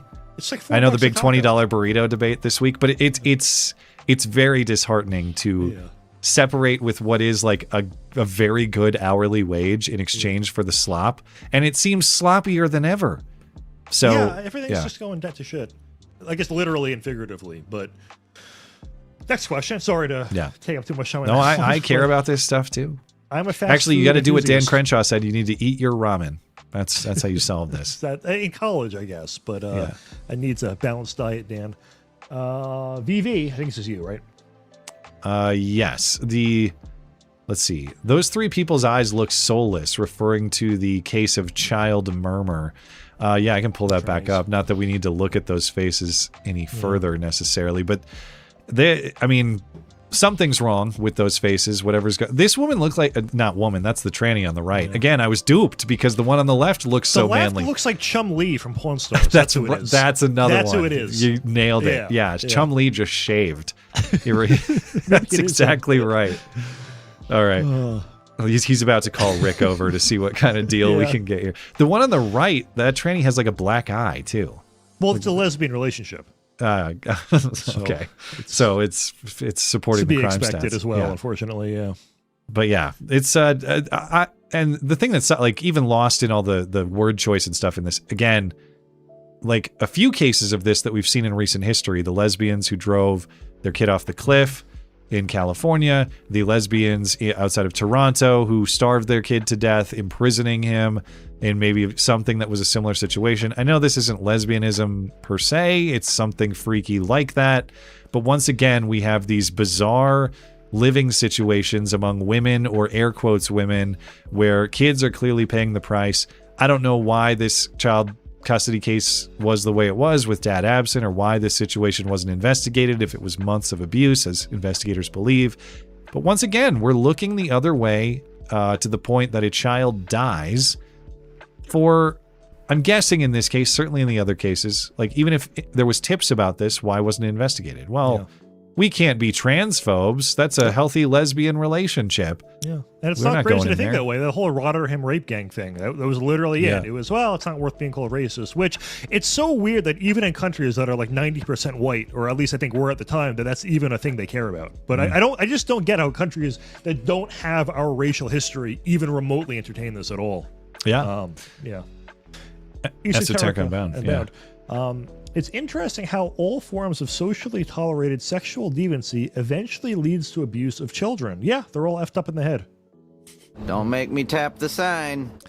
Katie Faust has been very explanatory, very wise on this issue to me, because fundamentally this is the sort of the Rick Santorum issue of why is it that, say, gay marriage necessarily leads to not only all sorts of sexual deviance, seemingly unrelated, but eventually to the abuse of kids in the way we've seen here. A to B to C can be difficult to understand. And the reason that she explained to me back in the early winter, and as I've seen her on X and elsewhere explain very articulately several times, it all starts with the fundamental misunderstanding that men and women are interchangeable, and or that the role of father and mother is not crucially significant, that different people can be substituted in. Two dads can be there, one mom can be there, one dad, two moms, whatever. Not only is a marriage just two people who love each other, a family itself is just people who love each other. That's all it is. Whether it's 2, 3, 4, 5, whether they're trannies, whether they're lesbians, whether they're gays, it's just people who love each other. And of course, that's fundamentally untrue, because the one thing that distinguishes the relationship between a man and a woman is the capacity to create that new life. That new life is owed that mother and that father. And when we betray that principle, who necessarily gets victimized? The children. They are being denied what is owed to them on the basis of the arrangement that creates that life in the first place, the union of man and woman. Once you mess with that and say that other unions are the same or just as valid, they're not, because they lack that capacity, and so children get victimized. Again, am I trying to criminalize people who want to live differently or something? No, I'm not. But when you embrace this delusion, when you deny this fundamental premise, that's why kids get victimized, because the only way they are created is one man, one woman. Everything else is an imposter. Everything else is a mirage, and kids suffer when we accept those things. It's insane how many sweeping societal changes have been made based on arguments that are effectively bumper sticker slogans. Like Yeah. it's all it takes to you can like. It's just insane how easy it is to lead people astray, and I'm wondering how I can get in on it. But that's a whole other topic. We got to think of better bumper stickers. The I need solution that. is not restoration of the nuclear family; it's better bumper stickers. Yeah, I'm selling a bridge after the show. Yeah. Well, that's the thing is, the truth is always supposed to be so appealing for its own sake, but damn, bumper stickers are a pretty credible counter. You know, like there are so many bullshit, flat out wrong bumper stickers out there, but people eat it up. And it's attractive to them. Yeah, Anyway, Alicia Ongren, is that a real human female watching the show? I think so. Who knows though? It's there are imposters out there. It could be. Have you heard the news story about the 911 dispatcher who hung up on thousands of calls because "quote unquote" ain't nobody got time for this? I think she was on her break. The whole 8 hours. Yes, I have seen this story. I think she got jail time or was charged. I think I've actually seen multiple stories to this effect, and I'm shocked it's one of those things that isn't caught within a single day. Ain't nobody got time for that. Was it actually that same woman? It was not the same woman. Well, I mean, spiritually, yes, but no, it was not. Producer Same Tim? thing. She probably had very nice nails, and they didn't want to fire her for racist reasons. Yeah. Well, there was a woman who sued. She got fired for showing up late. I think it was dozens to hundreds of times, and won like $1 million settlement for that reason. So the thing is, they are a protected class. You have to treat them with kid gloves. We have to babysit entire races of people in this country. There's a new demonstration every day where I feel like such a sucker for working hard in what I hope is an honest way. And I'm very thankful and grateful to do what I do. Okay, I'm not I love doing what I do, and I know that what I do is certainly, even though I've worked harder doing this than anything else I've ever done in my life, it's certainly easier in many ways than what a lot of people do to provide a living for their families. Well, but whatever you think about my way of living and my livelihood, I just hope it's done honestly. And when I say I feel like a sucker for doing honest work, that's what I'm talking about. Yeah. Is like there's a new scam every day where people who either get away with it committing a fraud, or the penalty that they suffer is like clearly still a pretty good deal. Even a lot of the Somali fraudsters in Minneapolis. Now the chief fraudster, that Amy Bach, she's going away for a long time. But there are a lot of these other fraudsters who collected money and their penalty is like a few years. And I'm not saying I want to go to I don't want to go to prison, but like if someone said to me, "Hey Matt, on honest terms, would you take like $5 to $10 million to provide for your family if you had to like go away for a year or two?" I'm not saying I'm signing up immediately, but I like would I think about it? It's fundamentally my job to provide for my family. So how best can I do that is the sort of consider. So when people are committing frauds to do that, they're punished, yes, but like the trade is they kind of still get out ahead if they're able to spend the money or otherwise make the money not recoverable. I know they get judgments for money against them too, but do they ever really How do you pay enforce that? Yeah. Listen, it has a demoralizing impact, and it's a secondary effect on a population, and the way it hurts them. I have a friend who just got hit with a $45,000 medical bill for his kid's birth. And to be fair... So was he totally uninsured? No, he had Or was insurance. it a crazy complicated birth or something? So... The thing is, I don't think he's going to end up paying it because it's above his max deductible. So I think he's going to be able to negotiate his way out of it. But my point being... how could that be, though, then? If it's above... it's some bullshit medical billing error thing. Well, sometimes... I don't know what his situation is. I think he's going to get out of it. But my point was going to be... It might not even be the final bill, is what I was going to say. Yeah, sometimes you get a... Yeah. Anyway, go ahead. I was going to say, my point being, even if it was totally legitimate and something that he has to owe... My first thought was not like, oh, here's how we'll negotiate it down, here's some advice. It was, if you give him this country illegally, you wouldn't have to pay. So so fuck that. Just don't pay it. What are they going to do? Look, that was my first thought. They'll send collections after you. Yeah, which by the way, is the wrong way to think about it. But if one group is getting away with it, people like me are going to think, well, why do I want to pitch into the system too when I'm subsidizing people who don't play by the rules? So, well, if you, for me... I have crappy insurance that I have to buy myself because I'm in business for myself. And I've done our first birth was actually covered by my wife's employment. So I've done 2 births effectively out of pocket because of our insurance is so crappy. But I've paid about $10,000 out of pocket both times. All right. But those were uncomplicated births. So depending on the market, 45 is insane. Like that, I can't even believe that. My wife's was 140. She was in the hospital for a full week. That's right. So that was a crazy one. Okay. That was nuts. Yeah. But the thing is, it's the medical pricing is kind of fake in that when they send out a high bill, they're hoping a sucker pays it and subsidizes everyone else that bids it down. And I've probably told this story before, but I got a bill for $8,000 once. I negotiated it to $300 in like 30 seconds just by saying, I'm like, listen, I'm not paying this. What do you want? And they're like, I thought you called up and said, this is Shaniqua and my SNAP benefits have not hit yet. I literally just said, I'm like, listen, I'm not going to pay this, but I want to do the right thing. What do you want? And they're like, can you do 300? And I'm like, works for me. All right, That's all deal. it took. Yeah. This was years ago before I had. I guess I got to have you negotiate stuff for me. I'm doing it the sucker's way. Yeah. Thank you, Alicia. Producer Tim. I did hear, or I did a year, rather. I did a year of an arts degree before doing my journalism degree, took a couple of sociology classes. One of my assessments required me to apply various theories to a classmate's upbringing. There was no hard scientific analysis. It's just a useless subject. I mean, there can be, in the same way political science in concept is supposed to be the use of the scientific method to study political behavior. Anytime you're talking about social behavior, it gets a little dicey, but there are ways to do that. And when I was in the discipline, that's what I tried to do. You could do that with sociology too. It doesn't have to be political behavior. It could be social behavior in general. So I'm not saying there are ways to apply the scientific method to the study of human social behavior, but my experience with it was absolute theoretical fluff bullshit in the way you're describing. There was what I took, Sociology 101, there was zero data analysis, zero statistical methodology deployed at all. It's just, exactly. It was, that's just like your opinion, man.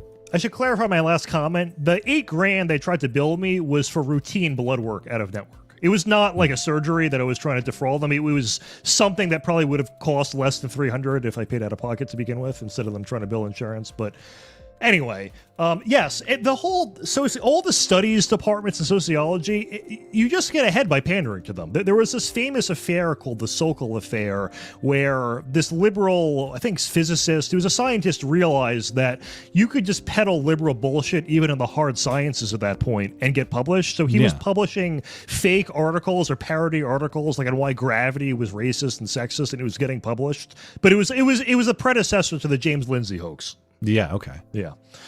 Esoterica Unbound. The problem is not DEI plagiarists. The problem is the temples of academic wankerism. Are you British? Like Cambridge and Harvard. The He's Brits not, have some, but the it- Brits but that have does some sound weird British. arguments, man, or Yeah. weird insults, man. And that was a British story, so academic wankerism will allow. Yeah. Okay, and thank you, Esoterica Unbound. Zeldgear. Zeldgear, very much appreciated. I am not going to be niggardly. We love you. You're very special. Zeldgear, you've been helping out the duct tape production a lot lately, so thank you for that. That really helps keep everything functioning, keep everything in order. We're very humbled by that. We appreciate it. I love him now, so he's our family. Zeldgear is definitely super chat all-star for the moment, so we really appreciate that. But that is not to discredit the rest of our super chatters, who of course we appreciate as well. Thank you guys for supporting the show. Very much appreciated. Anything else before we call it a night here? Give it a quick refresh. Buy my book, yada, yada, yada, the usual. All right. Yeah. Well, thanks everyone for tuning in tonight. Of course, thanks again to our live chatters and super chatters for making the live show a success. If you're listening on demand later, thank you kindly as well for supporting the show. Thanks to Matt Palumbo for joining. Yes, find his latest book and follow him on X, linked in the description. Thanks to producer Tim for his assistance, as always, as well. Find everything show-related at mattchristiansenmedia.com, or, of course, mattis.k if you prefer brevity. Join the MC Club if you enjoy the show. Plenty of supporter perks available for you there. And, of course, you help keep the duct tape production in operation. Don't forget it's the last week of pre-orders if you want that golden flannel edition for the upcoming Matt Christiansen Media Mayhem game. mattchristiansenmedia.com/game, linked atop the description for you. I will be back on Wednesday night. Hope to see you then. Have a great night and a great week. Until then.